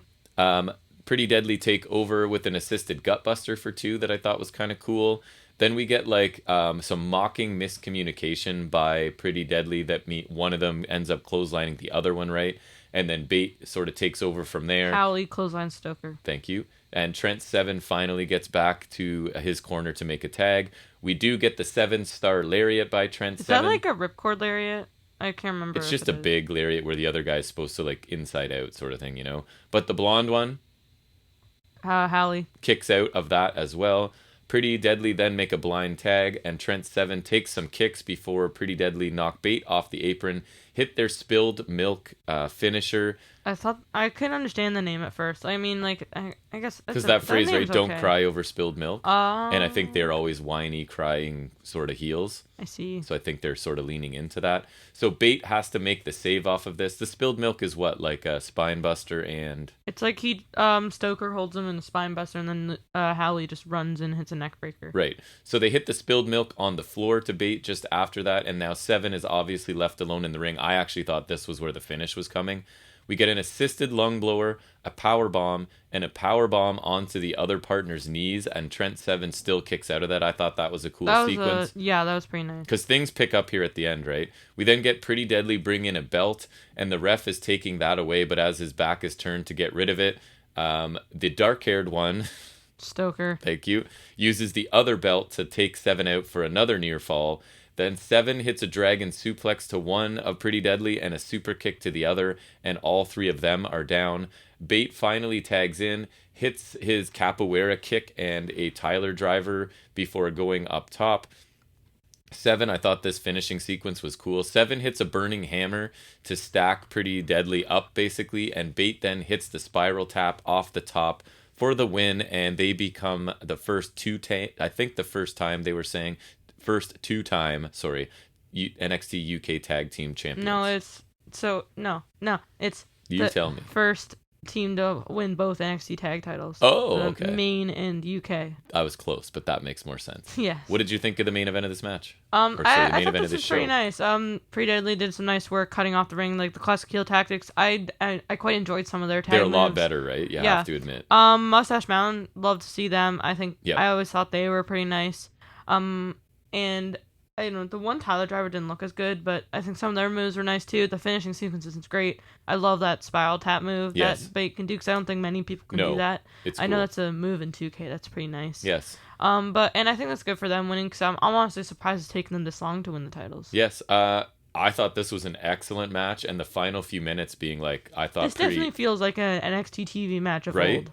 That's what I'm saying. Even from earlier this year, the feel of this show I quite liked. So the final few minutes of this I thought were pretty incredible. A great combination of just really strong baby faces that the crowd loves and heels that they absolutely hate, and they just lean into their... I will say though, one of the things that kind of hurts the show is the lack of crowd. Like there is some there finally, minor, but there's just, it's very small. So if they can try to get some, like whenever they can get more, I think that'll definitely help. Did you see any shots of the crowd at Hard Times? You no. should look up an image of that. Oh wait, were there some empty seats? Oh my god. Yeah, I saw when you were watching it. So apparently they were in like a place, I forget where it was held, but there's major restrictions. Mm-hmm. So they had very few people, yet they still packed them all together in one section. So I don't know, like there was no social distancing. I guess so then you look some part, but it was like some parts then look good then, I guess. But anyways, I thought this was an excellent back and forth match. Lots of good basic heel work by Pretty Deadly and some cool hot tags by Mustache Mountain. Pretty Deadly have improved a ton. They were honestly just kind of like a joke when they started, and now they're a legitimate, like, good professional heel tag team. I think I was quite impressed by this. I thought this was a really strong main event. Any overall thoughts and a letter grade for this show? Yeah, I mean, I thought it was fine because I think the first match was okay. Let me think. The Gradwell match was meh. The main event that other match was the main event was good. Some of the segments were like, they range from to like pretty good. So I think it was like an overall solid show. I will add, like, I think it helps that it did kind of remind me of good NXT. Me too. So I'd probably give it like a B because it wasn't like the best, but I think the main event definitely helps. Would you be willing to check it out again? Like, are we leaning towards that next week? Yeah, maybe if we don't find anything else, or if we want to. I think you'd like Tio Man's group. I enjoy them, and they weren't on this week, so I think we picked an excellent week to review NXT UK. I really enjoyed this episode. I mean, I actually already had like gotten spoiled just because I didn't really anticipate watching this on the main event, but like it was still enjoyable to watch. Yeah, I liked the opener. Pretty much loved the main event. The Gradwell match was the low point, but it was still solid. Like, I don't think it was bad. I liked most of the outer ring segments too. As NXT UK, it's feeling like they're going for a bit more realistic and gritty is the word I keep coming to in many of their stories, which I always appreciate, and I think it's probably more pronounced just because of the stark contrast now with NXT 2.0 that feels like you're watching like Nickelodeon basically, right? Or you're watching a cartoon yeah, Nickelodeon or a kid's show. With the slime on the logo. Honestly. I thought that this was a very easy episode of NXT to watch. I gave it a B+. I thought it was really fun. Nice. I would actually, and I love to do things like this, I would recommend people go find the main event match and watch that tag team championship because I thought it was really good. For sure. So a very good show. Mm-hmm.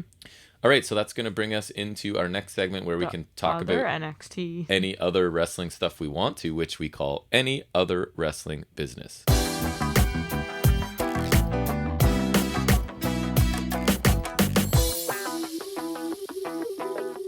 All right, so I'm going to start. Are you ready to laugh at me suffering through an episode of NXT 2.0? Absolutely. So this is going to be your new, like, you know how you enjoy when Impact's really bad and I talk about it? So yes, that was my most favorite thing when we started. Well, so let's talk about NXT. So the show starts with a highlight package from War Games, which a quick reminder, we did review that. I think we put it out on the Monday, right? So you can check that out if you haven't. It's done pretty well for us. So that review is wherever you're listening to this. It's also there, so go check it out if you haven't already. We'd appreciate it.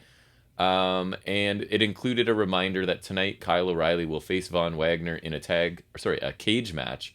And it turns out that is the opener. So we're straight into a cage match where Von Wagner, surprise, surprise, defeats Kyle O'Reilly in a steel cage match. Commentary spend a lot of time talking about how Kyle O'Reilly has opened his heart to Wagner. And I'm like, what? They're trying to make it feel like there was way more of a storyline behind this than there actually was, right? Like, just randomly thrown, of course. Yeah, of course they would. And so, obviously, Wagner is a heel now, and he's getting booed loudly by the crowd. At one point, there was a really long, boring waist lock on the mat by Von Wagner. Oh, yes, because that's why we book a cage match, right? Right, in the middle of this.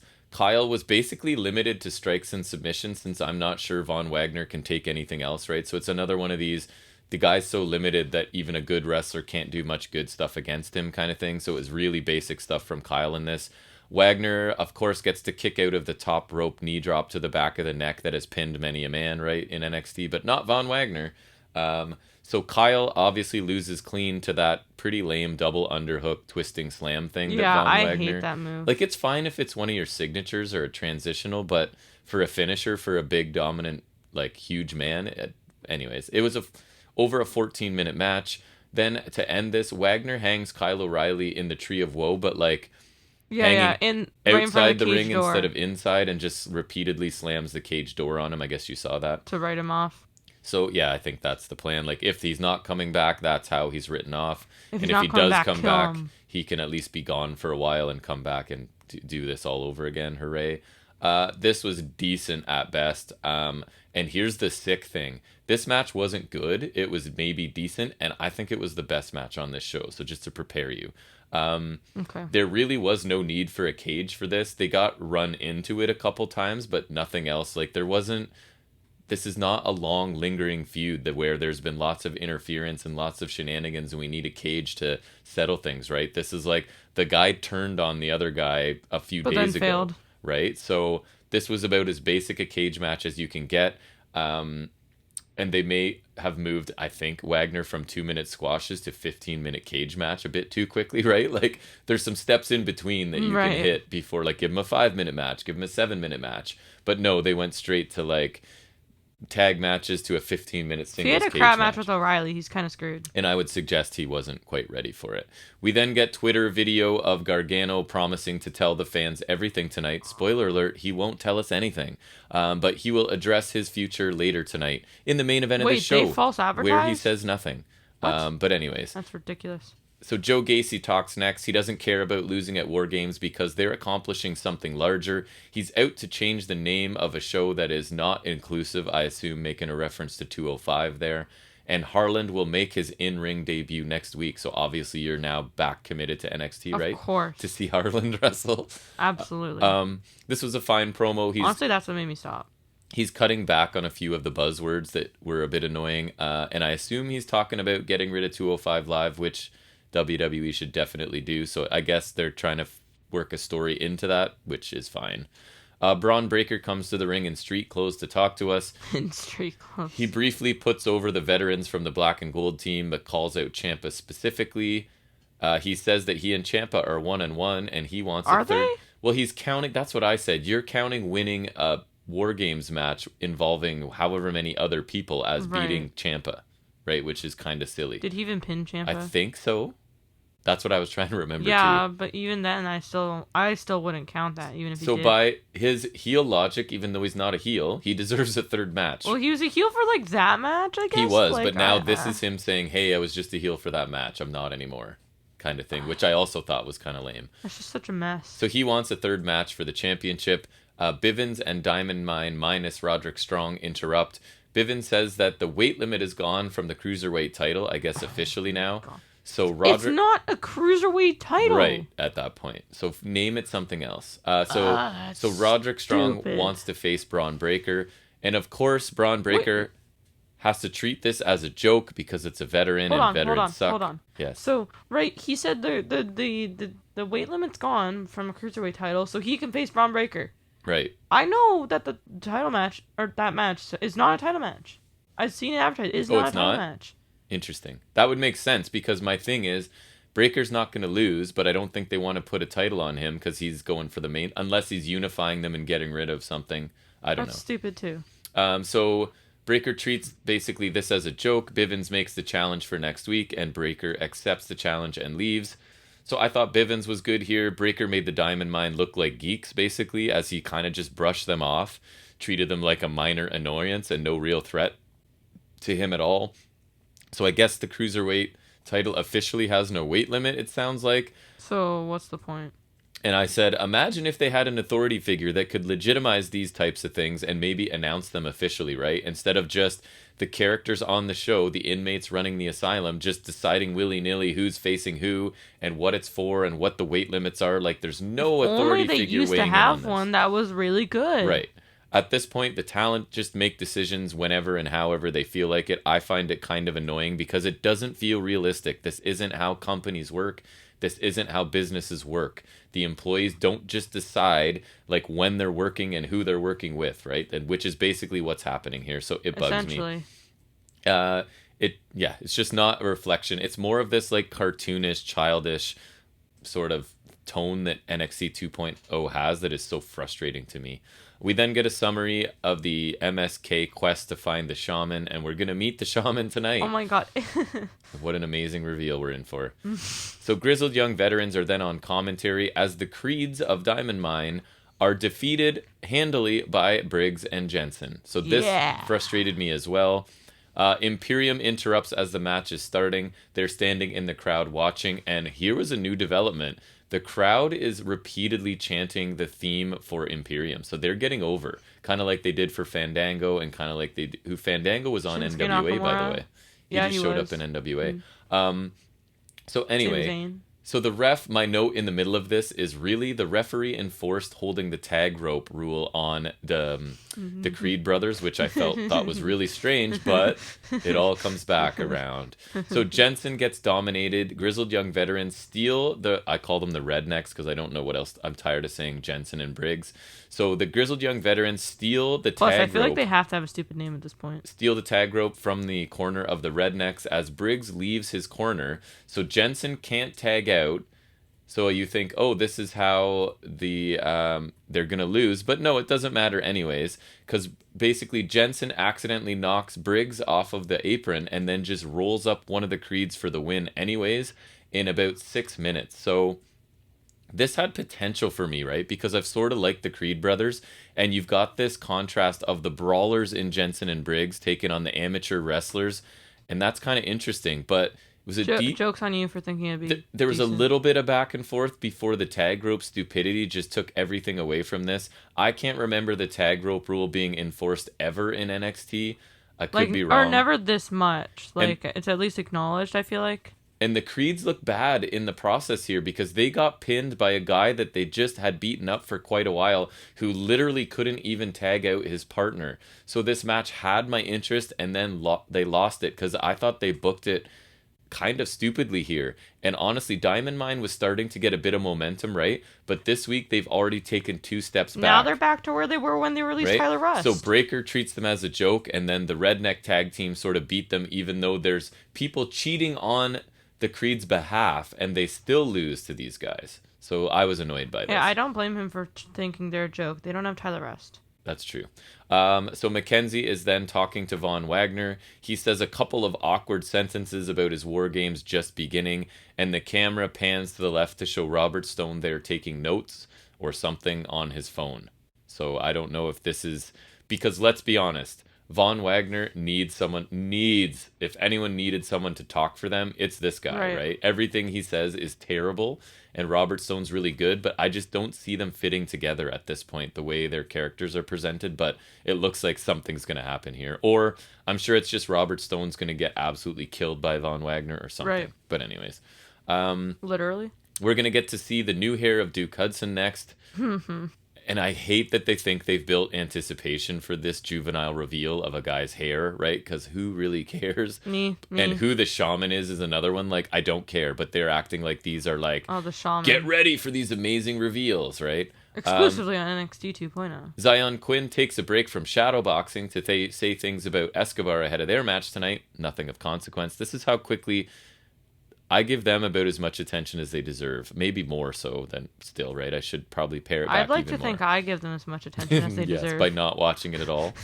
Duke Hudson comes to the ring, and he has just taken an angle that really, really worked well for Kurt Angle. So he's wearing a blonde wig, because why would he find one that matches his natural hair color, right? Just, I guess, extra funny because it's blonde. Ha. So no, because Kurt Angle did good, because not only was it wrestling headgear, but it was it's Kurt Angle. And he's amazing, and he's hilarious, and he's funny, and he's a good actor, and his actual hair color. So Hudson is denying that Grimes ever shaved his head at all. Grimes comes out to interrupt, obviously, and then this is where Hudson puts on headgear, so now it's 100% the Kurt Angle gimmick, as Grimes is sort of talking about the history between the two. Hudson is mad that Grimes cheated and pulled his trunks in the win. Grimes basically says that he knows who he is, and he's accepted it. He challenges Duke to a no-holds-barred match. What? The guy that won the match with the stipulation previously is asking for another match with a different stipulation? Why? Anyways. To make you suffer. Hudson accepts the match, tries to attack Grimes, but Grimes is obviously ready, and Hudson ends up having to retreat. So again, help me understand here. Grimes wins the hair versus hair match, and now he's challenging the man he beat decisively in that match to another match with a different stipulation. Does that make sense to you? Is that how wrestling works? And here's why. This show's stupid.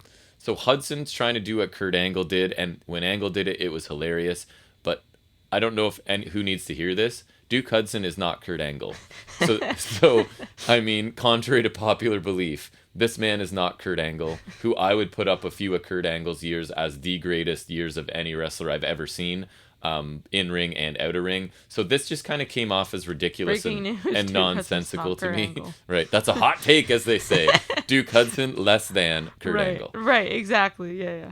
So Briggs and Jensen are backstage celebrating this segment. My God, I actually wanted you to watch this because it was so stupid. They're celebrating their win, and Jacket Time interrupt and join them. The Grizzled Young Veterans also come in, and they are sort of taking credit for... I think I saw this, they're taking credit for Briggs and Jensen winning the match, even though that I don't think was their intention.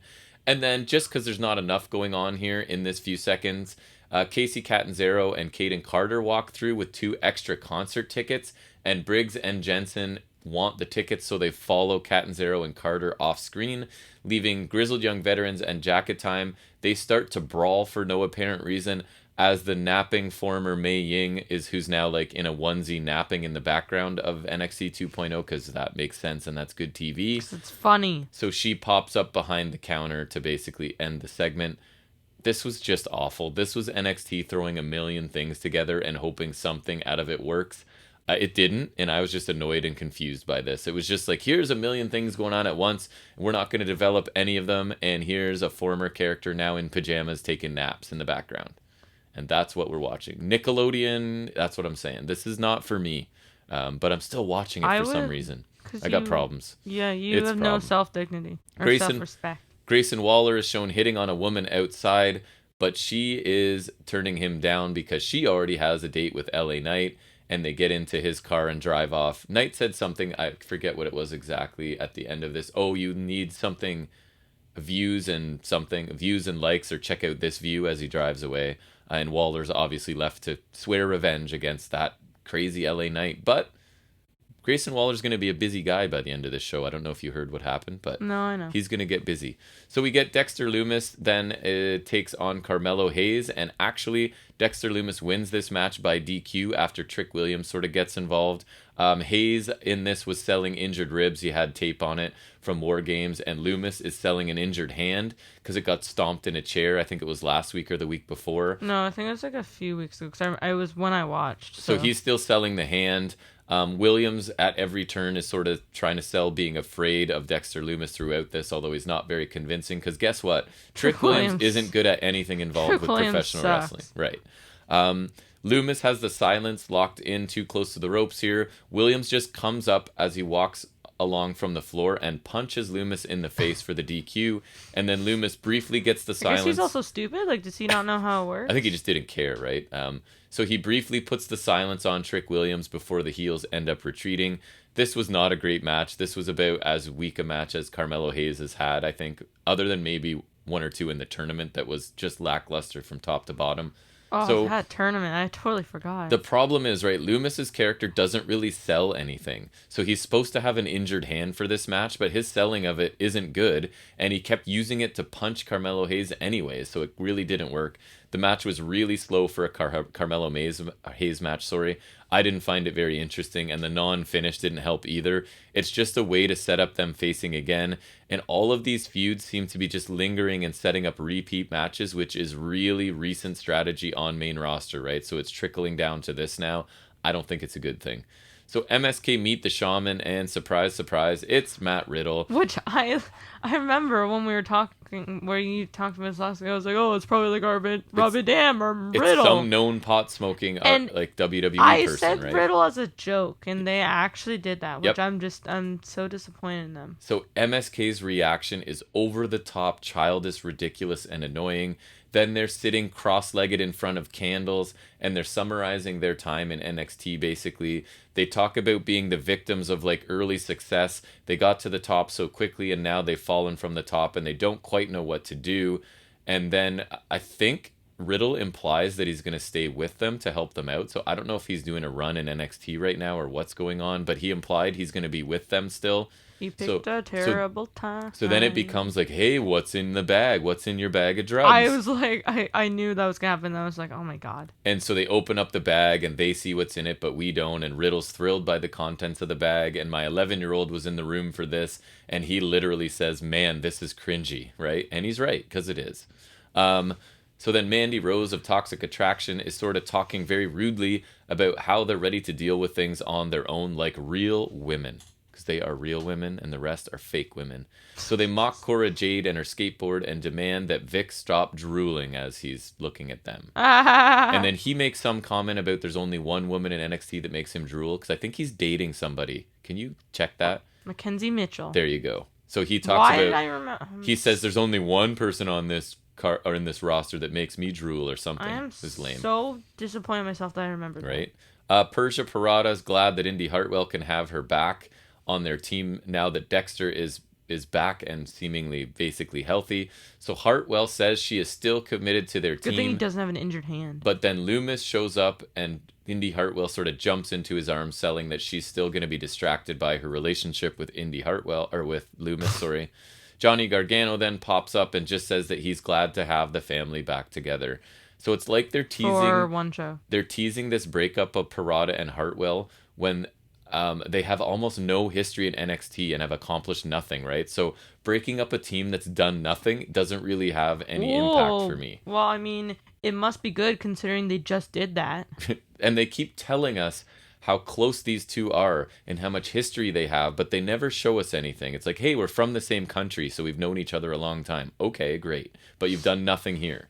And then Indy is still doing the comedy thing with Loomis, and it's really old, and I just don't like it. It's not for me, as I like to say. So Toxic Attraction, the two underlings, JC Jane and whatever the other one's name is. Gigi Dolan. There you go, thank you. They defeated Yulisa Leone and Valentina Feroz. So Gigi has her ribs taped for this because everyone in War Games has to have tape on them. And Jane has her arm taped.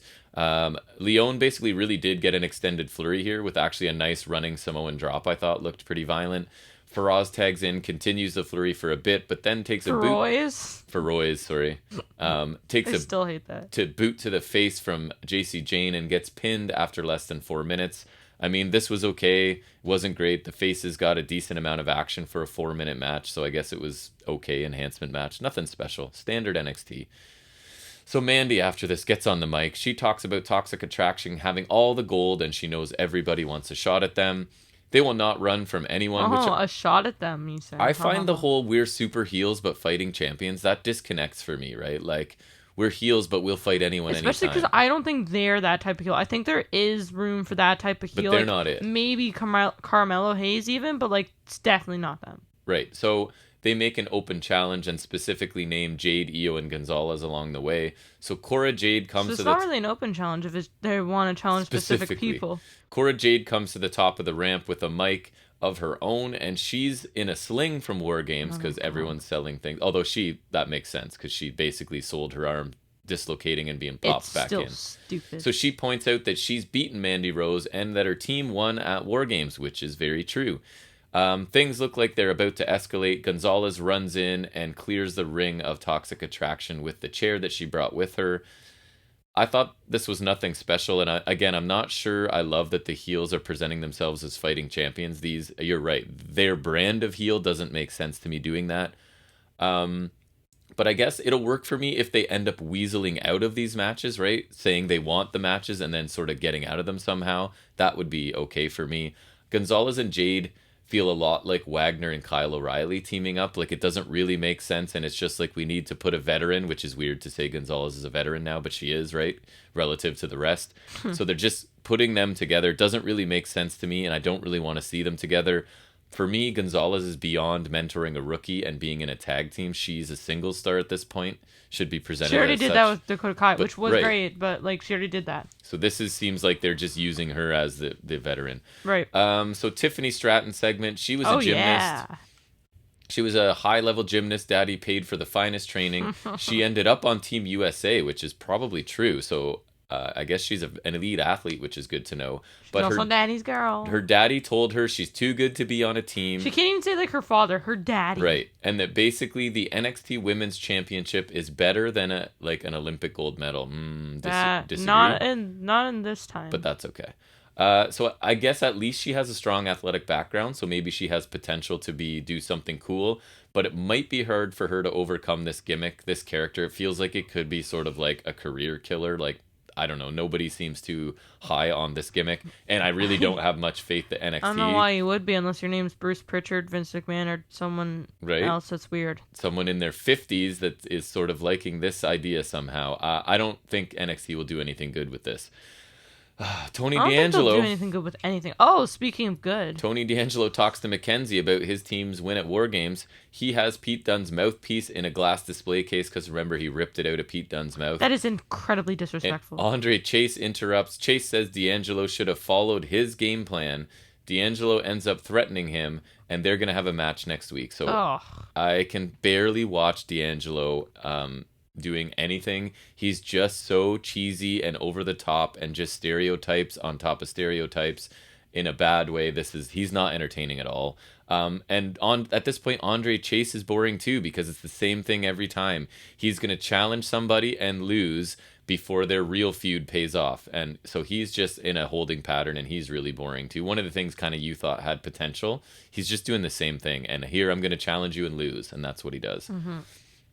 Santos Escobar makes his entrance with Legado heading into a commercial break that includes an ad for SmackDown. The only reason I make note of that, guess who's shown in this ad for SmackDown? Von Wagner. Hit Row. Well done. Missed that one, editors. Good job. Cora Jade is backstage with Gonzalez. Jade presents a scenario where she could become champion. Gonzalez basically tells her to slow down, and that if anyone has a shot at the title, it's going to be Raquel. Kaylee Ray shows up and gives her bat to Cora Jade since she may need it more than Kaylee Ray. So, and then something, what are you going to do without the bat? I think Jade says, and Kaylee Ray, don't worry, I have a lot of them or something like that. I don't know. Lol. So this seems like there's sort of a big sister, little sister vibe between Jade and Gonzalez. I didn't hate it, to be honest. Jade's delivery is not very good, but she's basically a child at this point, right? Learning how to act in front of cameras, so I don't have a lot of expectation for her. She's 20 years old and new to this. I thought Gonzalez seemed pretty natural here, so I don't know. We'll see where it goes. Santos Escobar then actually picked up a win, if you can believe it. He defeated Zion Quinn in the final match of the night. I don't call it the main event because there's a segment after this. So again, we get the constant sexual tension between Lopez and Quinn. It's just sort of looks and glances that commentary have to point out to us because we're too stupid to notice on our own, right? So God forbid anything be subtle in WWE. Here we'll club you over the head with it. If you missed it, commentary for thinking that. Commentary will repeatedly tell you what's going on. Escobar hits a really big Hurricane Rana from the top. Lopez then slips brass knuckles onto Quinn's hands as he's lying on the mat kind of near the ropes afterward. So I was like, what's going on here? Wilde jumps up on the apron to alert the ref of the brass knuckles that are on Quinn. Quinn shoves him off the apron, but then Quinn sort of turns around into the high knee from Escobar and the Phantom Driver, and Escobar picks up the win after 10.5 minutes. So they're starting to expand the time that these new guys sort of get in matches. So not a very good main event, if you want to call it that, by any stretch of the imagination. Quinn was in control of this early with really basic plotting offense that was just not very interesting. Obviously better when Escobar gets in control because he's awesome. But even then, it's that classic. I think he's limiting what he's doing here too, so that this rookie isn't in over his head, right? He can't move as quickly or do all the things he would against somebody like if he's taken on O'Reilly or something, right? Or Dunn. Add to that, the constant Lopez situation with commentary, making sure they tell us, was a bit distracting. And the screwy finish, I think you get a lackluster main event here, definitely. And I guess the intrigue is supposed to be, was Lopez trying to help Quinn because of their, interest in each other? Or was she setting him up to get DQ'd, right? I guess that's what we don't really know here. Because she puts the knuckles on him, and then Wilde is up going, look, he's trying to cheat, right? So I don't know if they're working together or if she was actually trying to help Zion. And I guess I assumed she was trying to help him, but I don't care enough to actually that's right. I was like, more. I guess I'm supposed to care more than I do about it. But anyways, so Diamond Mine then run into Carmelo Hayes and Trick Williams in the parking lot. Hayes says that you can't discuss the parking lot. Yeah, you can't discuss the champion in NXT without mentioning Carmelo Hayes. He knows how good Roderick Strong is, but the one thing he isn't is the A champion. He throws a towel at Bivens and walks away as Bivens is upset about people around here being so disrespectful. Thought it was fine, nothing special. I don't really have much to say about it. Then we get Boa. So he's talking about Idris, I forget what it was, Inoue or whatever. Yes. So he's basically saying that once he's harnessed his powers of the whatever absorbed Mei Ying or whatever's going on here, it will mean doom for Inoue, who has no idea what he has ignited, and they will have a match next week. Can't go back in time, unfortunately. They will have a match a match next week. Come on, that man, you're an doesn't English interest teacher. me at all. And I'm sure my assumption is that Boa's going to struggle to harness this power for a while and probably keep losing until he figures out how to master using the absorbed soul of Mei Ying, which I don't know. But I thought Tian Sha was a soulless being. Hard to say with a straight face. So Johnny Gargano comes to the ring to address his situation by not addressing his situation at all. God. So great way to put it. He's allowed to go as long as he wants tonight, he says, since Chucky isn't following this episode of NXT, so they get an overrun, I guess is what he's saying. Lol. So he gets lots of crowd chants as he starts because he's very over, obviously, with this crowd. Johnny Wrestling. He says that he regrets that he didn't enjoy his time at NXT more because he was always so worried about whether he was good enough, and he wanted us as fans to always have the best. He talks about his first WWE tryout where he was told he would never be in NXT. He didn't have the best genetic gifts, was brought back for a dark match by William Regal, and the crowd just kept chanting for him. So he was back every week despite not having a contract. Instead of addressing his future, he's talking about the past. Yeah, so I liked all of this though, right? Like, this is fine. But he's supposed to be telling us what's happening next, which he doesn't. But anyways, he doesn't know what his future holds. Thanks, even though the whole point was that you were going to tell us that. That's up in the air, but his most important job begins in February as he becomes a father. So Daddy. Then Grayson Waller comes out here and attacks out of nowhere with a chair before throwing Gargano out of the ring. He then follows him out, puts Gargano's head into the chair, and runs him into the ring steps, right? So again, just like Kyle O'Reilly had to be potentially written off because he's maybe not signing, this is them, I guess, writing off Gargano as well, or he can come back and feud with Waller, I guess. Waller then powerbombs Gargano through the announce table and says that this is his house and not Gargano's anymore. Waller stares at Johnny Gargano as he lays face down on the floor to end this show. So I thought Johnny spoke really well here, and I have no problem with using Waller this way. He got a ton of heat for this attack. It looked pretty vicious. It looked pretty good, and it makes sense for Johnny to try and create a star, at least on his way out, if that's what they're trying to do here. Waller's already among my favorites of the new crop, and he did look pretty vicious here. If Gargano is still around, I'm not quite sure how Waller balances, right, the Night Feud and Gargano situation, because he's kind of got multiple things going on here. But I'm going to assume of our worries. I'm going to assume Gargano's out of here and this was just to write him off. I thought this was a fine segment, but to be honest, we learned absolutely nothing about Gargano's situation and his future, which is what we were led to believe and kept telling us, and putting it in the main event spot, right? You assume you're going to get some sort of announcement when it was basically like Gargano going, I still don't know what the future holds. So it was like a bait and switch by WWE, right? Hey, find out about his future, where he just says, I don't know about my future, and then gets attacked. So anyways, that's what it was.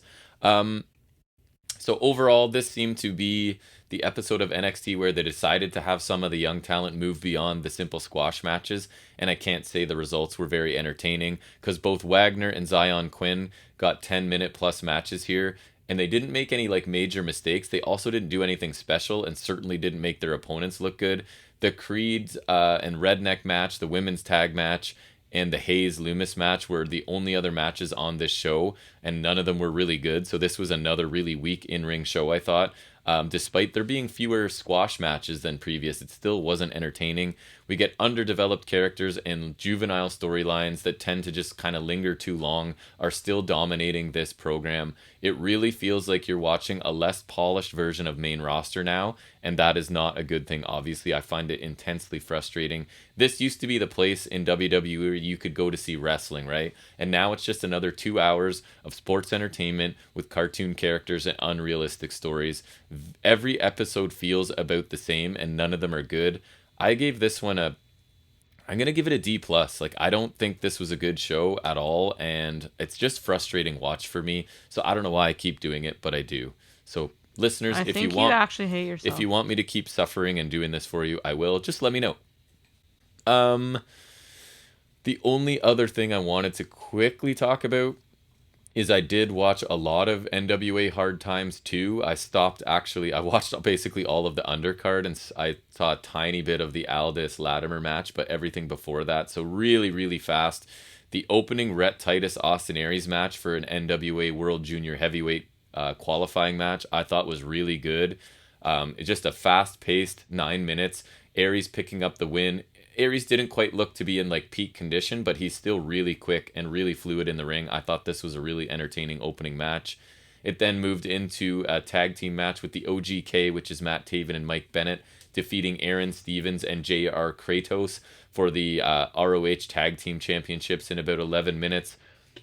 I thought this was a standard effective tag match. It was the story of Aaron Stevens sort of embracing a more heel character and getting more vicious, as Kratos has been trying to get him to do.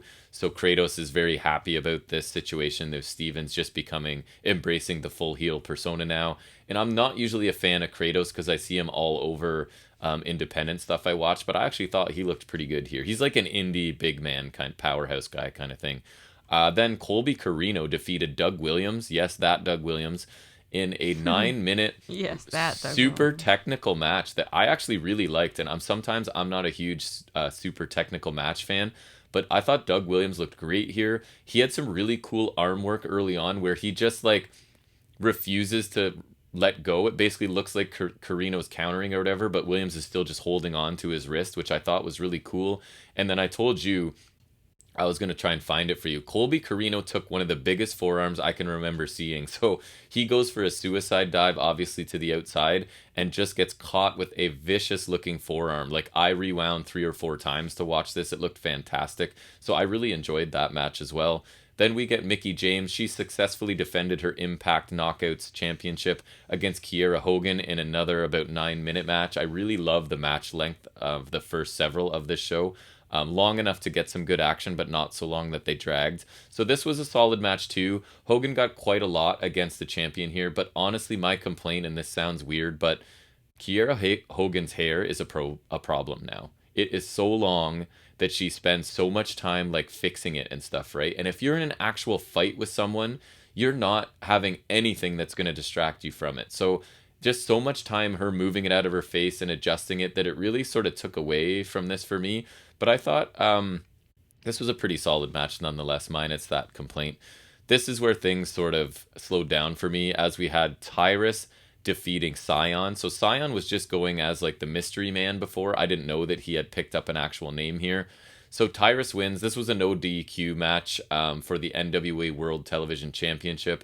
Had the Pope as special guest referee. It went 15 minutes, which is far too long, I thought. There was no way this match should have been 15% longer than some of the other matches already. Tyrus just isn't interesting to watch. He's just a very, very basic big man.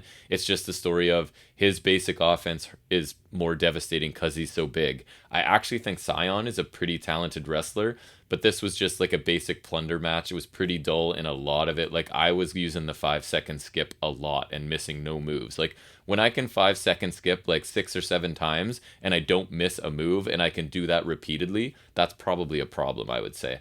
The one positive I'll say is Austin Idol is like Tyrus's heel manager, and he is an awesome old school heel manager. I quite enjoy him. So the other thing that annoyed me about this is Tyrus, like they showed us, he vowed to win the match and unmask Scion. Then he wins the match. He had been going for the mask several times during the mask, but then forgets all about it after the match and just nothing comes of it. So I thought that was a bit of a miss as well. 2 other matches I saw. Chris Adonis defeated Judeus. Have you ever heard of him? No. I never had. So he was with Father James Mitchell for this. It was for the NWA National Championship. So Adonis defended the title in 11 minutes. This was another pretty boring match that sort of started with the match before this. I'd never heard of Judeus before. I was not impressed. He's just a really standard big man, and this match was a slog for me to get through, if I'm being honest. Adonis has never been like a technical wizard, and I just didn't think these two really produced much interesting in this match. The final match that I really watched was La Rebellion, which is Bestia 666 or 666 and Mecha Wolf taking on and defeating actually the End, who I've seen before in some indie places, which is Odinson and Pero. So Odinson is this like really jacked, younger, very athletic guy. I noticed he slimmed down a bit because the last couple times I've seen him, he reminded me of like a smaller Warlord, because, you know, Warlord was one of like the biggest muscle guys ever, I think. So he looks like he's lost some muscle mass for some reason. I don't want to speculate on anything, but he looked a little leaner than I've seen him. Still a big, ripped guy for sure.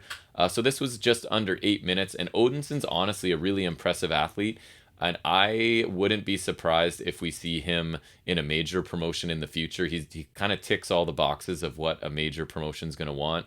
This was a fast-paced match pitting like speed, high-flying of the champions against the massive power of the End. Pretty solid sprint to somewhat rebound from the previous two matches. And then that's where I stopped. I missed. It was Aldous Latimer. What were the other matches? What's his face against Murdoch? Mike Knox. Mike Knox coming back against Murdoch, and then I forget what the other match I missed was. There were 3 matches I think that I didn't catch, but anyways. So the show started out really strongly for me. I was really enjoying the opening few matches. Then it like really got bogged down in the Tyrus match and the Adonis match, and then it sort of picked up with the tag match after. So I don't know. That's all I thought about that show. Do you have anything else for any other wrestling business? I do not. And do we have anything for Figuring It Out this week? No, it's a slow week. Yeah, so there is nothing on Figuring It Out. So does that mean we're done, I think? I believe so. Well, I guess that's going to bring us to the end of episode 73. And thanks to anyone who, you know, checks us out, listens to any or all of what we're putting out there. We really do appreciate it. Again, we'd love to hear from anybody. The state of wrestling, agree, disagree with things we've reviewed, opinions we had. Give us feedback on the job we're doing, putting out this podcast. We'd love to hear anything from you. Is there anything going on? I know Ring of Honor has a pay-per-view tonight. I don't know if we'll get to it or talk about it, so I won't put that out there. I don't remember. No, I don't think there's anything fancy coming out. But we'll definitely be back here next Saturday, right, for episode 74 of our flagship show, as we like to call it. So we hope to see you all back for that. And until then, take care.